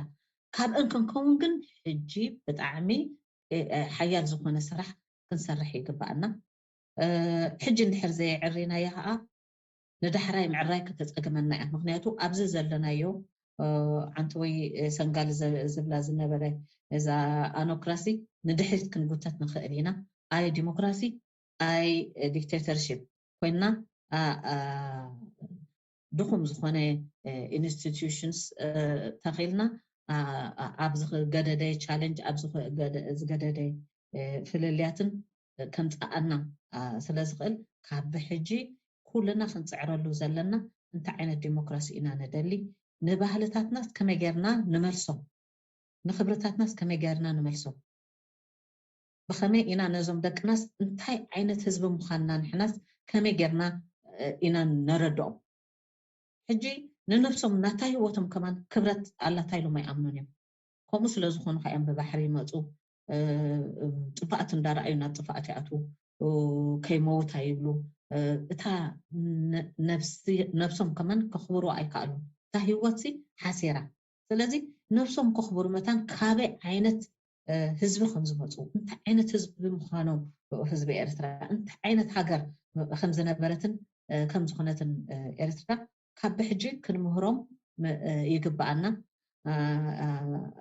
ከምዚ ዶክተር አማኑኤል ክብሎ ፀንሐ አገዳሲኡ ሕግ እንዳባና ክንፈልጥ ሕግ እንዳባ ኩሉ ጥቡቅ ይኹን ብሎ ይንኽእልን ኢና ግን መብዛሕቱ ጥቡቅ እዩ ሒዙና ከማን ፀኒሑ እዩ ሒዙና ፀኒሑ እዩ ዋላ ግዜ ገድሊ ዋላ ቅድሚኡስ ሒዙና ፀኒሑ እዩ ህዝብን ተዋጊእና ይንፈልጥን እስላምን ክርስቲያንን ተቃቲልና ይንፈልጥን ዋላ እኮ ሓደ ጠርናፊ መንግስቲ ሓሊልና እንተ ዘይፈለጠ ብግዜ ብጀካታ ኣብ ግዜ ፌደሬሽን ዝነበረት ንሳኳ ኣክንዳ ኣብ ዲሞክራሲ ምህናፅ ዝጓየዩስ ኣብቲ ናይ አንድነትን ናይ ገለን ኣብ ዕግርግር ዝነበረት ግዜ ሓደ መንግስቲ እኮ ሓሊልና ዋላ ኣይፍለጥ ግን ኣብ ቦታና ፍቅርን ሰላምን ነሩና ኣኽብሮት ነሩና ሓደ ሰብ እንድሕር ቀቲሉ ብኸመይ ጌርካ እቲ ሓደ ሕነ ከይፈድ ከመይ ጌርካ ትከላኸል እኳ ተዝዓበየት ክብሪ ዘለዋ ህይወት ንዓኣ ከመን ብሰላም ነደቅሳ ነርና ብሰሮ እንዳ ቤት ፍርዱ ሰዶ እንዳ ዳኛው ሰዶ ከይተባህለ እዚ ዓይነት ክቡር ባህልታት ዝነበረና ብኸመይ ንመልሶ ሕጂ ኣዚና ክንሰርሕ ክንክእል ኣለና በቲ ሓደ ወገን ከዓኒ ህዝብና መሰሉ ክፈልጥ ክኽእል ኣለዎ መሰሉ ምስ ፈለጠ ጥራይ ካዩ ብዛዕባ ዲሞክራሲ ክዛረብ ዝኽእል ግን ከምቲ ኣብ ኩለን ሃገራት ኣፍሪቃ እንድሕሪ ኢኮኖሚ ኣዝዩ ትሑት ኮይኑ ድኽነት እንድሕሪ ሱር ዝሰደደ ድኽነት ወይ ሱር ዝሰደደ ፅልእታት ኣብ መንጎ ዓለታዊ ድዩ ሃይማኖታዊ ድዩ ፅልእታት እንተደኣ ፀኒሑ ቁሩብ ኣፀጋሚ እዩ እቲ ዲሞክራሲ ካልኣዊ ክኾነ ክእል እዩ ነቲ ህዝቢ ካልኣዊ ይሹ ክኾነ ክእል እዩ ምክንያቱ መጀመርያ ክበልዕ ኣለዎ መጀመርያ ድሕነቱ ክሕልው ኣለዎ እንተኾነ ግን ህዝብና ብመግቢ ኣመኽንዩ ወይ ብድኽነት ኣመኽንዩ መሰል ናይ ካልእ ሰብ ዝገፍፍ ህዝቢ ኣይነበረን ስለዚ ነቲ መንነቱ ክንመልሰሉ ካብዚኣ ግዜ እዚኣ ጀሚርና ኣብዚ ዘለናዮ ኣብ ቃልሲ ጀሚርና ፕራክቲስ ክንገብሮ ኣለና ዲሞክራሲ ከዓ ንሕና ኣብዚ ደገ ብሕልፊ ዘለና ሰባት ናይ ፍልልያትና ምክብባር ናይቲ ብሓደ ዘስርሐና ኣብኡ ኩሉ ክንሕይሎ ንኩልና ስለ ዝሕግዘና ሓደ ፓርቲ ጥራይ ሰሪሕዎ ዘይኮነስ ኩልካ እንተሰሪሕካዮ ዝሓሽን ዝማዕበለን ክኸውን ስለ ዝኽእል ኣብዚ ኣተኪርና ንክንሰርሕ ብጣዕሚ ኣገዳሲ እዩ ሕጂ ኢና ፕራክቲስ ክንገብሮ ዘለና ዲሞክራሲ ስለዚ ኣብዚኣ ወዲእ ኣለኹ ይቐኒየለይ ይቐኒየል ክብርቲ ዶክተር ሳራ ኣገዳሲ ዝኾነ ኣበርክቶ ብክልተኹም ወገን ዝነበረ ኢንፑት ወይ ከዓ ተወሳኺ መብርሂ ብጣዕሚ ዝምስገን እዩ ዳርጋቲ ኣርእስቲ ፅቡቅ ጌርና ኣጠቃሊልና ባህላ እየ ናብ 2 ሰዓት ንቐርብ ኣለና ክቡር ሓውና ሰንጋል ትብሎ ወይ ከመርእስቲ ክላዓላቶ ትብሎ ወይ ክልቲኹም እውን ተመሊስና ጥቀስ ኣለዎ ትብሎ ዘላዘይሃሉ ናብ ምዝዛም ገፅና ንከይድ እቲ መድረክ ንሓው ሰንጋል ክህልዎ ይደሊ يغني لي صبغ مملأتها يم جيروم لي معناته أنا أبتي قند طرح conceptual framework خاطيه ديلي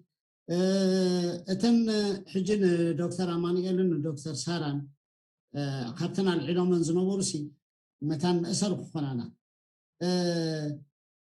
بحلنا ديمقراطيسي بحلنا ديمقراطي نفلطينا كم حبرتسب قادا بزحات ناي أفريقيا هاجرات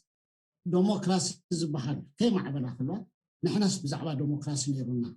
إنا نبل تاريخ دارجانا بكوبي زجلت ورق نقالي أن أوروبا هاجراتهم قدمنا كيكوننا ينتبهنا أتي نسبت نتاريخ تمارمرت نقط فنبر بزعبا حبرة السبناسي بزعبا ديمقراطي أمر أفلطون يبوي إخا سلم جميل كمو صبوا علىها أتي شو عزنا بر environment دكتور سارة أنت تبذله السرعة زي أطفئ وين سولانا حج السرعة زي راح أطفئ وتراح جينا خلنا بنزل ناس ولا عالم كنا تلوطت خيدنا تخوناتون أزي الوطن لومي زبنا globalization ينازلنا IT عندما عمل ليز خيدنا نبعلو أتي ملك أنكرت إن ديمقراطي أتي أتم concepts فاتهم أمرات كي تغيروا تقدس إن أوداد بانجب معبول بزخونة خير كم حزية بالناندينا حجي كم challenge يخونا النابز تبلي كأربع لهم ديلي do you think يرأيكم دولة challenge نيرونا ترحلنا خن كي تفتنا يلن حجي أبايتها يلن إذا حجي تولدي فتشمو نبكال درجة خير جزء أب أوروبا خلنا سي إريتراويان مبزحتنا أب أوروبا أنا تقبلتنا نزم عبول ديمقراطي أب أوروبا أزلو كنستمع أروخمان أي كأننا مبزحت يسوي يقولون كستمع أوريك عليه حجي عبي challenge أنا أب إريترا خبت بلي زلمو يرأيكم بخمسناتي challenge تا قدامي تحطي قال أيتي مزيئة أساسية تخيل ما أسينا خن جمهور زلنا بزعبا ديمقراطي مزرب محسب مرردان نايلو مسرح دي ولا نايتصبح قال يوم بزعبا ديمقراطي لتسرعات معلايو نايلو مسرح نمبر دحراي كونر كولي نازل لهم دكتور سارة تنكفات تانيرا أب حد مصنعتي زلخ أنت أتبل أب ديكتاتورشيب يعني حقن هاجراتنا بديمقراطي استساغا كنساغا قريلو استخايدا قالسي تسعان كلتن كاميتي هذا ديمقراطي ترح يعقاتهم ويبخلع الزراربا مصنعتي استجبري يزنوركم زلهم أب ديكتاتورات ملختي أب سلطان كله زوموتو بخمي تتكئوا من تكئوا نزبل قال ملاخط راح يتسقون أبقاليو قابقوم زقدادي أبقاليو قرب راح قابقوم زحاشي قن ملك بملك ترحي أب شمون تخمي تترح زلاتنا عدل حجي زي أب قمتي أتي ناسي بزعبا ديمقراطي خنزارب كنحسب نهزبنا بزعبا ديمقراطي خن نايك ألسي ميلا غير خوزدو لو مدينة خنجمر زلناس ولا نايصبح سراحي لومي لكجري بزعب نحسب تبل بزعب رأيته كتبولا مدلوكو فقال أي تخاني مزدع أنتو يجبولكم أب globalize دينا زمنا environment لويتي أب هاجرنا ديمقراطي نيري قدم نقول حجي لهم كلهم تم كملتها تبحقي قومي ساز بنايك قدم تبحقي قوم زلو حيزنا ترحن كين نخلينا بناي لومي التحساسبة ناي حوار كبرتات مسريتنا نتو ديمقراطي ممسرديو ولا بزح أبتنا يتقدم كل القصي جبا الناس تين نعوخ كسكسي لان تفتي الناس نخيل دو معناتو تذكري خا أمتياس ذا كلها أبقتر زنابرت دحري ميدان متصنحت نقتر مملاسة أبنيرا سلازي كومو تأقام على الناس سلازي نتنا يتقدم دحري نابحر سلازي حسن نابقون ختمال سوزر لكا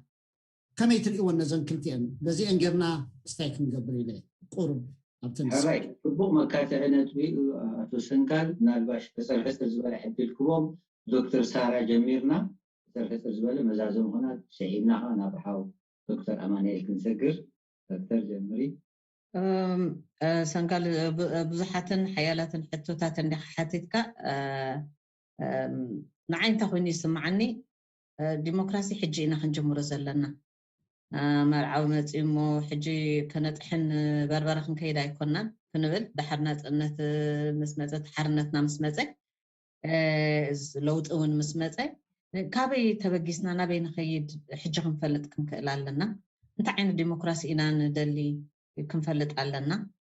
ንህዝብና ንፈልጦ ዲና ባህልና ንፈልጦ ዲና እዞ ሓያል ክብርታትና ዶክተር ኣማኑኤል ክገልጾ ዝጸንሐ ኣብኡ ተመርኪስና ንዕኡ ኣባራቢርና ሕጂ እውን ሓደሽ ነገራት መፅኦም ኣለዉ ከምዚ ሰንጋል ክብሎ ዝጸንሐ ምዕባለ ኣሎ ናይ ቴክኖሎጂ ምዕባለ ኣሎ ናይ ኣተሓሳስባ ምዕባለ ኣሎ ንኣብነት ሓበሬታ ሎሚ ኣብ ናኖ ሰከንድ ካብ ሓደ ቦታ ናብ ሓደ ቦታ ዝመፅእ ድሕሪ ኢንተርኔት ኣሎ እዚ ናይ ሓበሬታ ምልውዋጥ ቅልጣፈ ኣሎ ስለዚ ሕብረተሰብና ብሕልፊ ህዝቢ ኤርትራ ከዓኒ ተሃሲኡ ዘሎ እቲ ናይ ኢንተርኔት ኣክሰስ እውን ኣብ ተወሰነ ኣዝዩ ተወሰነ ቦታ ካብተን ኤርትራስ ካብተን ዳርጋ ዘይብለን ኢንተርኔት ኣክሰስ ቴክኖሎጂ ብዙሕ ክስታይ ዘይብለን እንድያ ትቁፀር ኣብቲ ገጠራት ብሕልፊ ካብ ሞባይል ሓሊፍካ ካብ ሃሎ ምባል ሓሊፍካ ካብ ኣንንዮ እውን የለን ስለዚ እዚ ሓበሬታታት ናይ እዚታት ኩሉ ክትንክፈና እዩ ክትንክፎ እዩ ነቲ ሕጊ እንዳባ ነቲ ባህልና ኣዝዩ ክትንክፎ እዩ ስለዚ ነዚ ኩሉ ኣብ ግምት የእቲና ክንከይድ ኣለና ምክንያቱ እቲ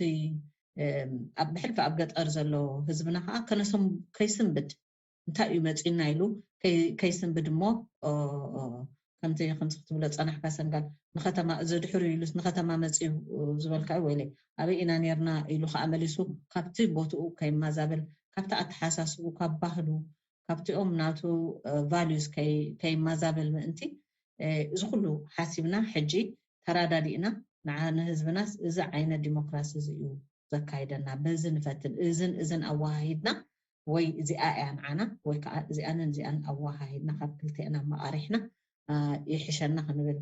ንኽእል ግን ሕጂ ኢና ክንገብሮ ዘለና ኣብቲ ቫኪዩም ክኸውን የብሉ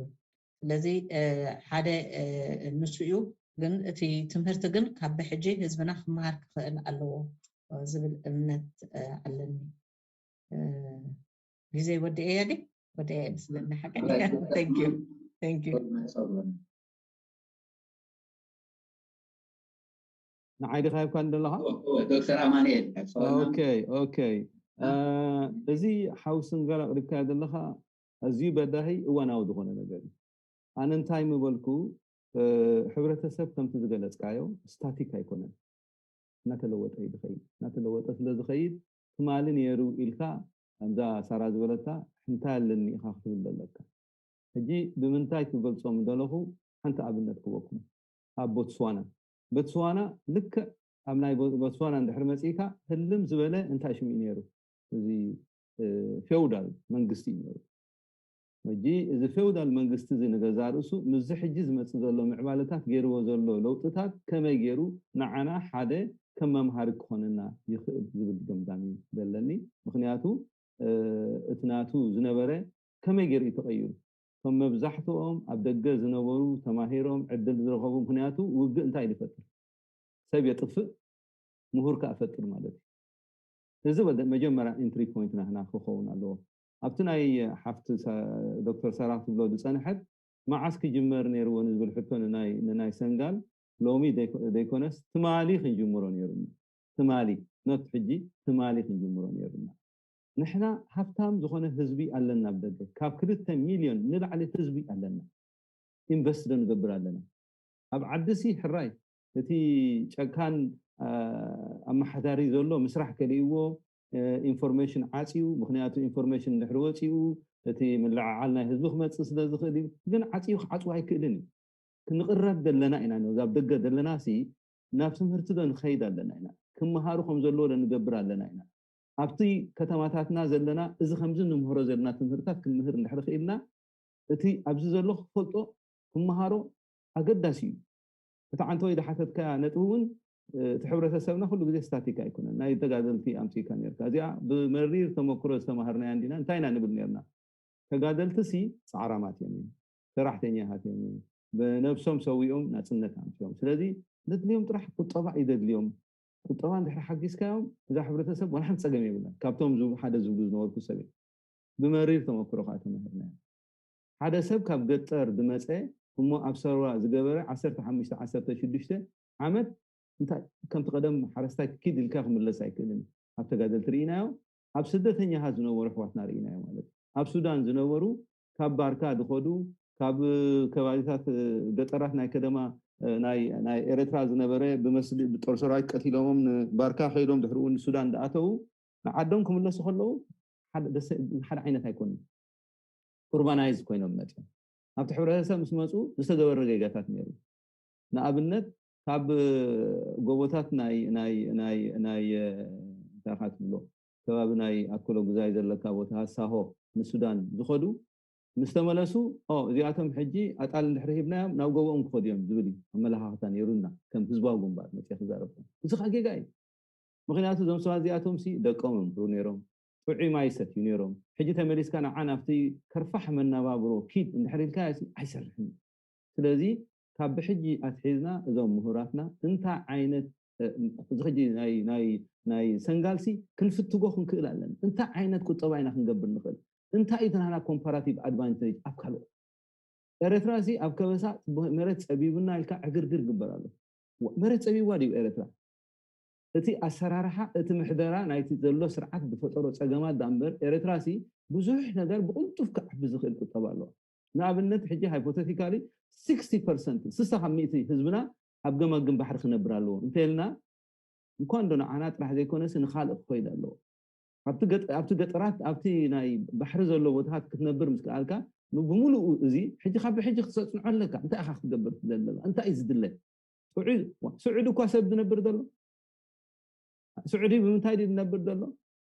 تي اير كونديشنرز بقول انت ايش دحر غيرك او كن سبسيستنس فارمينج تقبر معبل دحر غيرك حجي نافتنا تكون دي خبقس عدل رخيبكم دوم حجي تسمعوا زلكم كم ابنت نمنش موسدوا نروى بوتسوانا حجي خفتم اسيا زمع بدل عديا كومبليتلي رورال نبر ينيرو حجي تي تراديشنال سوسايتي مستوم كاب دغ مصيوم زمصون اتيوم تماهيروم زمصو بحساب غيروم زتيوم يوم غيروم نحورت نحنا نملس انا اب اريترا كله طفي زبل گمگام يبل ماماني انا كم ناتي مويا سوشال انثروبولوجي نعاي اب حرتسب حجي مصي زلو صگماتنا انتايو تدغولي يدلو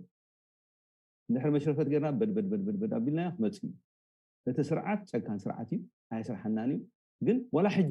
ولا حجي ابزا وان زي نزارب الله زلنا امونغو خلت تحوات تقاتيلهم ابيت فرد خوينهم ديفتحوسي اب قطر يفتح دلو اب تحبرتسب سب سليدهم نابتهم تبدلوا خيدهم ينفتح زغو ስለዚህ كل ነገር طفيو ዝብል يبلن يس ستاتيكا ايكونن لازم እንታይ ኢና ክንገብር ዘለና ከምዛ ሕጂ ክትብላ ጽናሕካ እዚ ለና እዚ ሕጂ ዝመጽ ዘሎ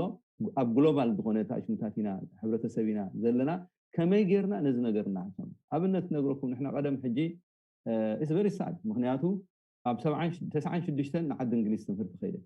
تمرت مسكرنا انتايلنا بعال دكتور برهانه بعال زي بروفيسور اب مانشستر نير انت يدبلك نوركو زي كوتا تمهرو اريتراين تباهيلهم انتاي غبر مصنعتم استغبر انتاي متيو كاب 300 كساب 350 زخونو اريتراويان بقدماي ديغري بخلاي ديغري بثالثاي ديغري مرقلو نزياتهم نيرترا خسرفن دحر خوينهم صباح نغو اريتراسي زحش عدلات علوا بقطوا مصيكا انت انكم مهارو زلوم صباح نغو اريترا اذا حجيت مهارو زلو دقناسي اب اريترا خيدون كسرفلو دخول يمي ما عسك سرفلو يمي ابز حجي انفست نغورو زلنا نعد هاغري نعد هاغر ديكونس اب هاغرنا مسمصت كون زخل نغرات كنغوسا غوزو ጋይድ ክንገብሮም ነዘመን እሳት ክሆናሉ يس ቴክኖሎጂ አድላዩ ኤርትራ ቴክኖሎጂ ዘይብሉ ዓዲ ወላ ሓንቲ ነገር ክሰርሕ አይክድኒ ኣብዛ እዋን ዘይኣግና እቲ ዝተሓተ ዝገርመካሲ ብቀይሕ ባሕሪ ዝሓልፍ እቲ እንታይ ባር ፋይበር ኦፕቲክስ ዝበሃል ብጥቃ ኤርትራ ብማሳው እናሓለፈ ከሎ ስርዓትና ኤርትራ ክቅበሉ ኣይካለን ብኣፉ በሃንደበቱ ግና ኣብሮራ ባቕላ ኢንተርኔት ክህልሎ ይዱ ሓሳብ ወሎ ኮማ ይኾነ ህዝቢ መታን ከይፈልጥ ምንተ ከይፈልጥ ካ ኢንፎርሜሽን ይኸትኸልኦ ማለት ስለዚ ንሕና ንጽባሕ ንግሆ ክግበር ዘለዎ ትማሊ ክንጅምሮ ኣለና እዚ ዲሞክራሲ ኣብ ዓድና ምስ ኣተናይና ክንዛረበሉ ዲሞክራሲ ላግጀሪ ዝብለኒ ንዓይ ንጽባሕ ንግሆ ካለ ዕላማ ዘለዎ ሰብራሕ ስለዚ ሰብ ክነቅሕ ክኽእል ኣለዎ ብፍላይ ድማ ዞም መንእሰያት ክፈልጥዎ ኩሎም ወላው ነቶም ተማሂርና ኢና ንብል ዲሞክራሲ እውን ደለና ርድኢት ጥምዓዊ ስለዚህ بعمقት ክንፈልጦ ክንክል ኣለና ክነንብብ ኣለና ዘይ ምፍላጥ ነውሪ ኣይኮነን ክትፈልጥ ዘይ ምድላይ ግና ገበኒ ስለዚህ ኣብኡ ክፀውጠሎ ደሊ ስለዚህ ትብሎ ዘለኻ ሕብረተሰብና ስታቲክ ኣይኮነን ግን ንሕና ኢና ክንከነማእዝኖ ንኽእል 2 ሚልዮን ህዝቢ ኣብ ደገ ኣሎ ኣብቲ ምዕቡል ዝበሃል ዴሞክራሲ ዘሎ እዩ ዴሞክራሲ ከም ዝብልካ እናቶም ታሽምታት ኣለዎም ኣብኡ እናሃለና ከለናሲ እቲ ነፍስና ኣብ ኤውሮጳ ከሎ ሓንጎልና ምስቲ ስርዓት ኢና ዘለና ኣብቲ ስርዓት ኢና ዘለና እዚ ክተርፍ ክኽእል ኣለዎ እንድሕር ንስኻ ንደቅኻ ከምኡ ተሓልሎም ኮይንካ ስለምንታይ ነቲ ህዝቢኡ ዘለኹ ስለምንታይ ታሽም ዘይትገብሩ ስለምንታይ ኣገልግሎት ደይከዱ ስለምንታይ ኣገልግሎት ደይከዱ ደይስንኻሲ እምኒ ቆርጥመሉ ኢሎም እዚታት እዚ ነፍሰ ፍትወት ይድበሃል of course very حماق ዘረባይ ዝዛረብ ዘለኹ ግን ኩነት ተዕስዩ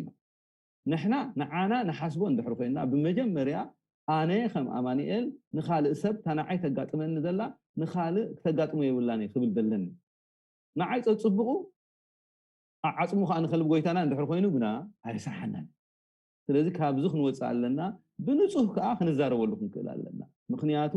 ንኤርትራ እንድሕር ንሓስብ ኣለና ኮይና ደባእሰና ነገር ዘሎ ኣይመስለንን እዚ ኮንሴሽናል ዴሞክራሲ ትብሎ ዘለካ ሓደ ከስራሕና ክእል ግን ከምቲ ዝበልካ ምስ ህዝቢ ተዛራሪብካ ክትገብሮ ትኽእል ኢኻ ብሉፕሪንት ዝበሃል ነገር የለን ምስ ህዝቢ እንካን ሃባን ምስ በልካ ግና እቲ ህዝቢ ዝወሰኖ ክትገብር እቲ ኣገዳሲ ሕጂ ግና ክንዛረበሉ ክንክእል ኣለና ንሰርሕ ኣለና ዲና ነፍስና መምልስ ኢልና ንርአ ንሰርሕ ኣለና ኣይንሰርሕ ኢና ዘለና ኣነ ኢድ ምምልካት ደይኮነሲ እቲ ክንሰርሖ ዝግብኣና ኣብዚ እዋን እዚ እንታይ እዩ ኣብተን ከተማታትና እንታይ ይሰርሕ ኣለና ሰለስተ ሰብ ስለ ዝመረፅካ ናብ ሰለስተካ ድዩ እቲ ዴሞክራሲ ኖ ዴሞክራሲ ከም ማለት ኣይኮነን መሰሉ ንኽፈልጥ ክትምህር ኣለካ ኣብቲ ከተማታት ኣብ ከተማታትና ዕርቂ ክንገብር ክንክእል ኣለና ይህን ምሂን ክንብል ኣለና ብዙሕነት ናይ ህዝብና ክንምህር ክንክእል ኣለና ንሕና ኣስላም ኢና ንሕና ክርስቲያን ኢና ንሕና ኣስላም ደቂ ኣንስትዮ ኢና ንሕና መንእሰያት ኢና ንሕና ምሁራት ኢና ንኩላህና ግን ኤርትራ ማዕሪያ ትብፅሓና ኢልና ክንምህር እንድሕር ዘይክኢልና ሎሚ ዘይዘርኣና ፅባሕ ክርዳድ ኢና ክንኣርብ ስለዚ እዚ ዘቕረብካዮ ናይ ሎሚ ትምህርትሲ መጥዓሚ ካሂብካና ዘለኻ እሞ ኩሉ ሰብ ተመሊሱ ክሪኦ ክእል ኣለዎ ከስፍሖ ክእል ኣለዎ ክዓሙቕ ኣለዎ ካልኦት ልሂቃን መፅኦም ከዓ ዝያዳ ከስፍሕዎ ክእልሎም ብፍላይ ድማ ተን ፖለቲካል ፓርቲ ዝበሃላ እተን ሲቪክ ማሕበራት ዝበሃላ ዘለዋ ኣመለኻኽታተን ነቲ ህዝቢ ክሸጥኦ ክእል ኣለወን ህዝቢ ነዚ ሰሚዑ ታሽሙ ዝገብር ምክንያቱ ህዝብና ከምዚ ንዓና ዝርዳእና ዘይኮነ ምክንያቱ ክዳኖም ረሳሕ ስለ ዝኾነ ሓንጎሎም ረሳሕ ኣይኮነ ርእሶም ፅሩይ እዩ ስለዚ ካብኡ ንበገስ እቲ ፓርቲሲፓቶሪ ዝብሎ ዘለና ፓርቲ ታሽሙ ክኾኑ የብሉን እዚ ጥምዓዊ ወይ ከዓ ስማዊ ክኾኑ የብሉን ናይ ብሓቂ ተሳተፍነት ክህልዎ ኣለዎም እቲ ኣብ ፖለቲካል ታሽምታት ዘሎ መሰሉ ክትሕልወሉ ክትክእል ኣለካ ወላ እቲ ዝነኣሰ ይኹን ብዘይገድስ ኣነ ናተይ ርእቶ ተኽብረለይ ኣለካ ናተይ ሓሳባት ንሕዘይ ተኽብረለይ ኮንካ ከመይ ገይራ ኣነ ከኽብረልካ ትፅበየኒ ስለዚ ኣብዚ እቲ በዚክ ናይ ዴሞክራሲ ኣይንፈልጦን ኢና እሞኒ ምልስ ኢልና ገፅና ዕትብ ኣቢልና ዋ ኣበይና ንኸይድ ዘለና ነዚ ህዝብን ኣበይና ንመርሖ ዘለና ምባል እዋናዊ ግዜ እዩ ይቐኒየልና ኣብዚኣ ሶሪ ንእሽቶ ደኹስ ከላ ብዛ ዶክተር ኣማኒኤል ዝበላ ልብትርታ ናይቲ ህዝቢ እቲአን ፓርቲታት ክፈልጥኦ ክኽእል ኣለወን እንድሕሪ እቲ ህዝቢ እንታይ እዩ ዝደሊ ከመይ እዩ ዘተንፍስ እቲ ህዝቢ ብኸመይ ስፒድ ናይ ምትንፋስካ ከይተነፈስ እቲ ክመርሕ ኣብ ስልጣን ክመፅእ ዝብል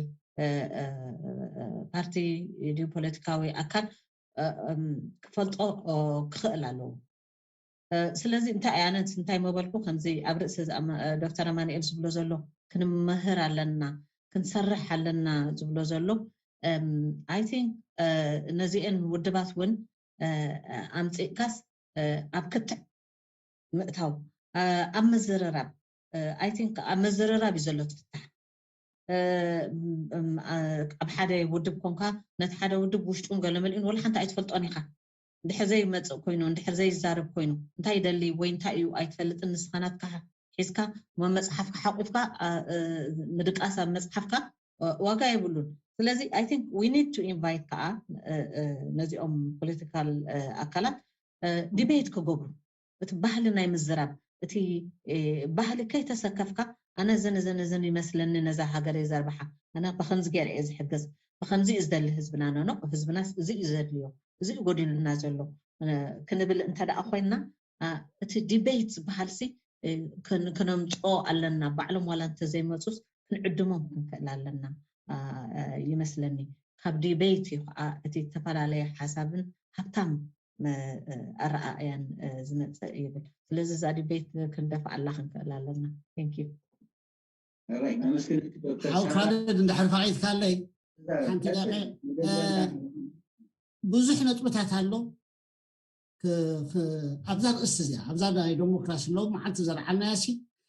شحز أكل حتتات يقوص زخير أي تنكفنا ينمو حاول خالد مودريتر كيكا نسلستينا ولا خالد سب تمسيون وسيخنا هذا سلسته 4 جزء ما يكتع مدب كنقبر كابزم كلن عينيت مودرن إرتات حيش تبل سخا ندابلنا خنزارب أنا تنجرين زلخو قصدلو من دي شو خنا كاتعكم كلامنا كابو وضعي إذن بوليتيكاوي سلفتاتناتنا قالوا أنا دين بوليتيكاوي سلفتات بزعما زي مريج أخطأ زي البوليتيكاوي سلفي بوليتيكاوي سلفي إيه ختبل تخيل بيها وانا تحطوكو ديمقراسيا وسرعات كتكل أب إريتريا خاتم الزنخة كالو تشالنج سالو الحرام عندكم قبله أب تونيزيان أب قبطن هزباو معبل تخيلو نو ديمقراسيا ولوطي أب تونيزيا ساستين جيم سلمتها أب قبطي قبلا أب قالي أم تايبلو أب تونيزيا كو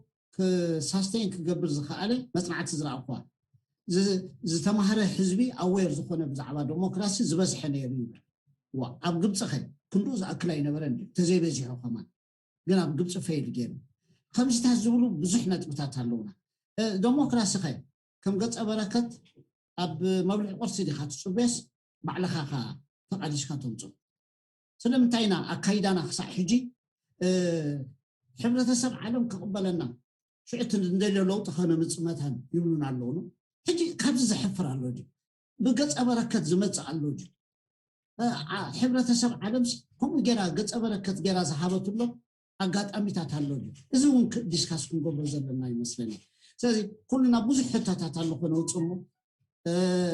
وعلى بزاني حبار مدب زي كنا سأبتنا سنتنا مدب تخاتات هالي 3-4 جيرنا سبب بالزبالة قدم 4-5 تقينا ناي حبار مردة أتمو نفتر لحر ملسنا خنا بحا مستم قالوا قلت اليوم زلنا خنا عدلنا شعوخ أني نداك بحنا ياخدن كيد معناته نحنا نبعلنا قدم ناي تمساسالي رئيتو ندا قبرنا نخيدمو شعب مسكال قلت أني نهبتمو شعوخ أني ندا قستين دا قبرنا نخيد نبعلا ذا بحلنا طرح تبزنا بحلنا إذا معبول التحساس بكونسبتن قواسب بيزلو سيب ولا تحدد متي خد تحدد خد قبره ولا نتحدد خد بتخت وصدو أكاتعيت هذا أتصدق أكاتعيت معناته كم زع مثلا بزح حتات كوت إمم فقدكم كحت الدليل في فقديو نحاونا خالد قال كنا أتورمو مدب سريعنا كلتا 3 جزء كلهم تم حتات بحلف التشالنجز كقاطمنا زقولو أين أنت مرسنا زحايش سلامتاي نفس وقف أمالات أنا يجزار رسو بالليش أم قدرتنا له قوم دابنا قرب الحري أباقاقي سنايو قال أوتك أخ كجلسون صعبنا يقولوا كهبتم يخلوا تقداي حاسومه وا أيتسامي ونقولوا عندكم زي تقولون ناس تأمامني هي دكتور أمانير هي دكتور شقة رخاب أيتسان Thank you so much. حاو كانت مودريتر يقول كم حقني أبورتو أمدوار دروجة أبجاني شيء زلات نبي تو حفتنا سارة دكتور بوز ولتا كبلاون حشيبة نيرة أنا نبعلي أبال سلفة يكون أبز جيزون كم أبال سلفة خينا مش راح زي يكون بس دلوه عقمي نوس وبركتي إذا أمكن ابنتن أخباراتن علني مهنياتو تاسب زرستح زلون تاعها يوم اللي المتوا هجوكو أبو رئيس لزلنا هنا خلنا بوليتيكان زارب بس واحد نقول سسترحنا هنا هنكين كل سب بوليتيشن كل سب غازيتينيا كل سب تمارا ما يكونين مو يقولوا لذي فتينا سألينا تتصبح زلنا إرتا هذا معبول بارتيسيباتوري ديمقراطي قواما ون إذا أتحقن دلو هنا the political parties ዕድልን ኣኽብሮትን ሃበን ታዝበልኩም ናይ ኣምነላየ እዚ ክበሃል ከሎ ግን በይነን ክውሕትኦ ማለት ዘይኮነ ሳተን ከዓ ኣኽብሮትን ኣፍልጦን ነተን ኣብ ፓርቲ ዘየለው ህዝባዊ ምንቅስቃሳት ኣድቮካሲ ግሩፕስ ኢንተረስት ግሩፕስ ሪሰርች ግሩፕስ ኣለውና መስገድ ኣላ ኣብ ሃገርና ዋሕዲ የለን ዝድለ ዘሎ ስኒት ምግባር ወይ ምርድዳእን ምክብባርን ሓደ ኣካል ፍላጥ ይኹን ዘይፍላጥ ኣብ ካል ኣጋጣሚ ዝዛረበሉ ኢግኖር ናይ ምግባር ፍላጥ ብዘይፍላጥ ምልላይ ናይ ካልእሲ ሪኮግኒሽን መሃብ የድሊ እተን ፖለቲካዊ ሰልፍታት ውድባት ነቲ ካልእ ዓይነታት ካልሲ ኣቐልቦ ክብኦ ቫይስ ቨርሳ ኢለ ብቐኒልና ኣብ ቀፃሊ ዝበልካዮ ሓው ሰንጋል እውን ካልእ ትህቦ ምልክታ ወይ ሓበሬታ ተዘይሃሊ መታን ክንዛዝም ኣዝዩ ብሱልን መሳጥን መሃርን ስለ ዝኾነ ብሬክዳውን እናኾነ ክትንተን ዘለዎ እዩ ሓደ ኣገዳሲ ብዛዕባ ፖለቲካዊ ሰልፍን ካልኦትን ምንቅስቃሳት ዝብል ዝሕጂ ዘልሓልኩሞ እውን ሃፍታም ዝኾነ ርእስታት بملكع زاتدي بملكع كتاع كقصل أنا ولا باين أوركتهم بعمل كبري قالهم من الباش بتي أما دالو تنايسنيت مدب كاب دكتور سارة يكون كاب أمانيل ويكابتم حوسن قال أنت لي مجلسي ويكتبوا بالكتاب لما عصاو كناتو يغنيني ليش تيكو استخلك خالد عوض هذا نجار كنذكره زل الناس إتن political parties بالبحلا نتشجنا حرنت تسكيمن سجع حجي مصنحن طرح مسجنا أخوه هذا له زي مالت جن أبزوان زي كم تعنتي كنقول صنحنا ستاتيك هيكونه أبزوان زي كالوت ون أفتي مقدمة يوم سلزلو نقابلنا تتن برجسا ومحبراتنا هذا ندلواسي ناتهاتن constituency مخانن فليتهم كابزي صرداو زغونه املخاختا كوصو كللهم تتم برغيساو محبرات كان مبزحتهم من اشتو سلو زغونو هو على عمليه دا اريجن اللي انت خبرين كان مبال غريفكم نعنا خا انت توكسكمنا ثم نحن خاطن دلوانا هيبناكم نسخاتكم سويدكم هاجر كتمرحوا علكم زول انت اذلني سلازي تمالالي انا نخيد تي كبر جن ابوتو يوم سوا زياتهم انا بالسبوا غمباري ግን ንሓርነት ናይ ሽግ ናይ ሓርነት ወሊዖም ስጋዕ ሕጂ ዝጸንሑግና እቶም ኣብተን ተጋድላ ሓርነት ዝነበሩ ዝሓርውን ምስ ኩሉ ድኽመታቶም እዚ ኣብ ክብረት እዚ ኣነ ከም ኣማንኤል ኣብ ልዕልኦም ዓብ ክብረት ኣለኒ ህዝቢ ኤርትራ ከዓ ዓብ ክብረት ኩሎም ኣለዎ ኣብ መስርሕ ጌጋታት ኣይግበርን ማለት ኣይኮነን እቲ ጌጋታት ናተን ከዓኒ ናህና ኢልናሞ ንወሰዶ እቲ ዝገበርኦ ጥራሕ ተጽብቁ ወሲድና እቲ ድኽመታት ከዓ ኣብ እንዳጓሓፍ ደርቢና بحنساب كنا خنسود غيرنا يقنيلنا كبرت هذا. راح حوسنقال كم الكتاب قال وي دكتور سارات دليك موتاتا حوسنقال من الكتاب وي حبريتا تهليكا كلمه معصاو يا بلنا يقنيلنا زيانا مجمرتنا سينيتنا ناي حبر بروجراميا نزي اخونتن مغوار زصعارو كلهم ابالات ناي سينيتنا موغوس يغبوم معناته حبير كامسرح حدنت نبلانسا حبير كخسرح مفتانيا صبغت توغسون ابنتاوي سنيا حبيرنا عندنا خمسه جميرنا يزلنا كندلدلا ناي بحق ترغم زلوو وصيت ادمع وصيت كتب انت زيك الى جن حبيرنا مسرحون ترغم سلازي هلو ناي لوم مجمرتنا سلازقنت بدرتات كل يخيلم بنقفتها وعيني تميتنا من الرام خن زم حيشر الكناتات كنقبل ناي حبار تعريه يدلينا معناته نهزبنا نقلقلينا زلنا نهزبنا نحيلينا زلنا هزبنا خنبل كلنا خنتحاول قالت كله تصنحه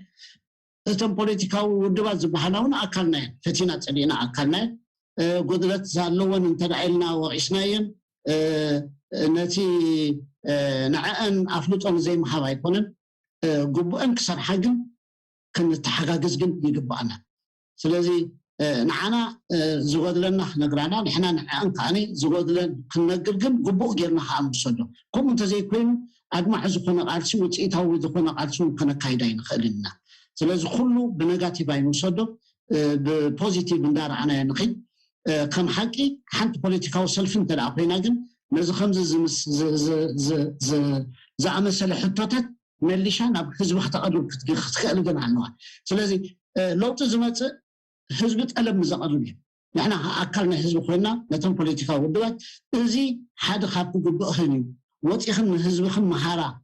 خنبن قبؤنا خابين سلس سمعني كم كبرت مقدال غيرنا عين رأيه معناته أمود داتا ببسرحنا يناخن مزن ببسرحنا يناخن مزن أمود داتا نحزب خاني فرادا يحزبي يفلتيو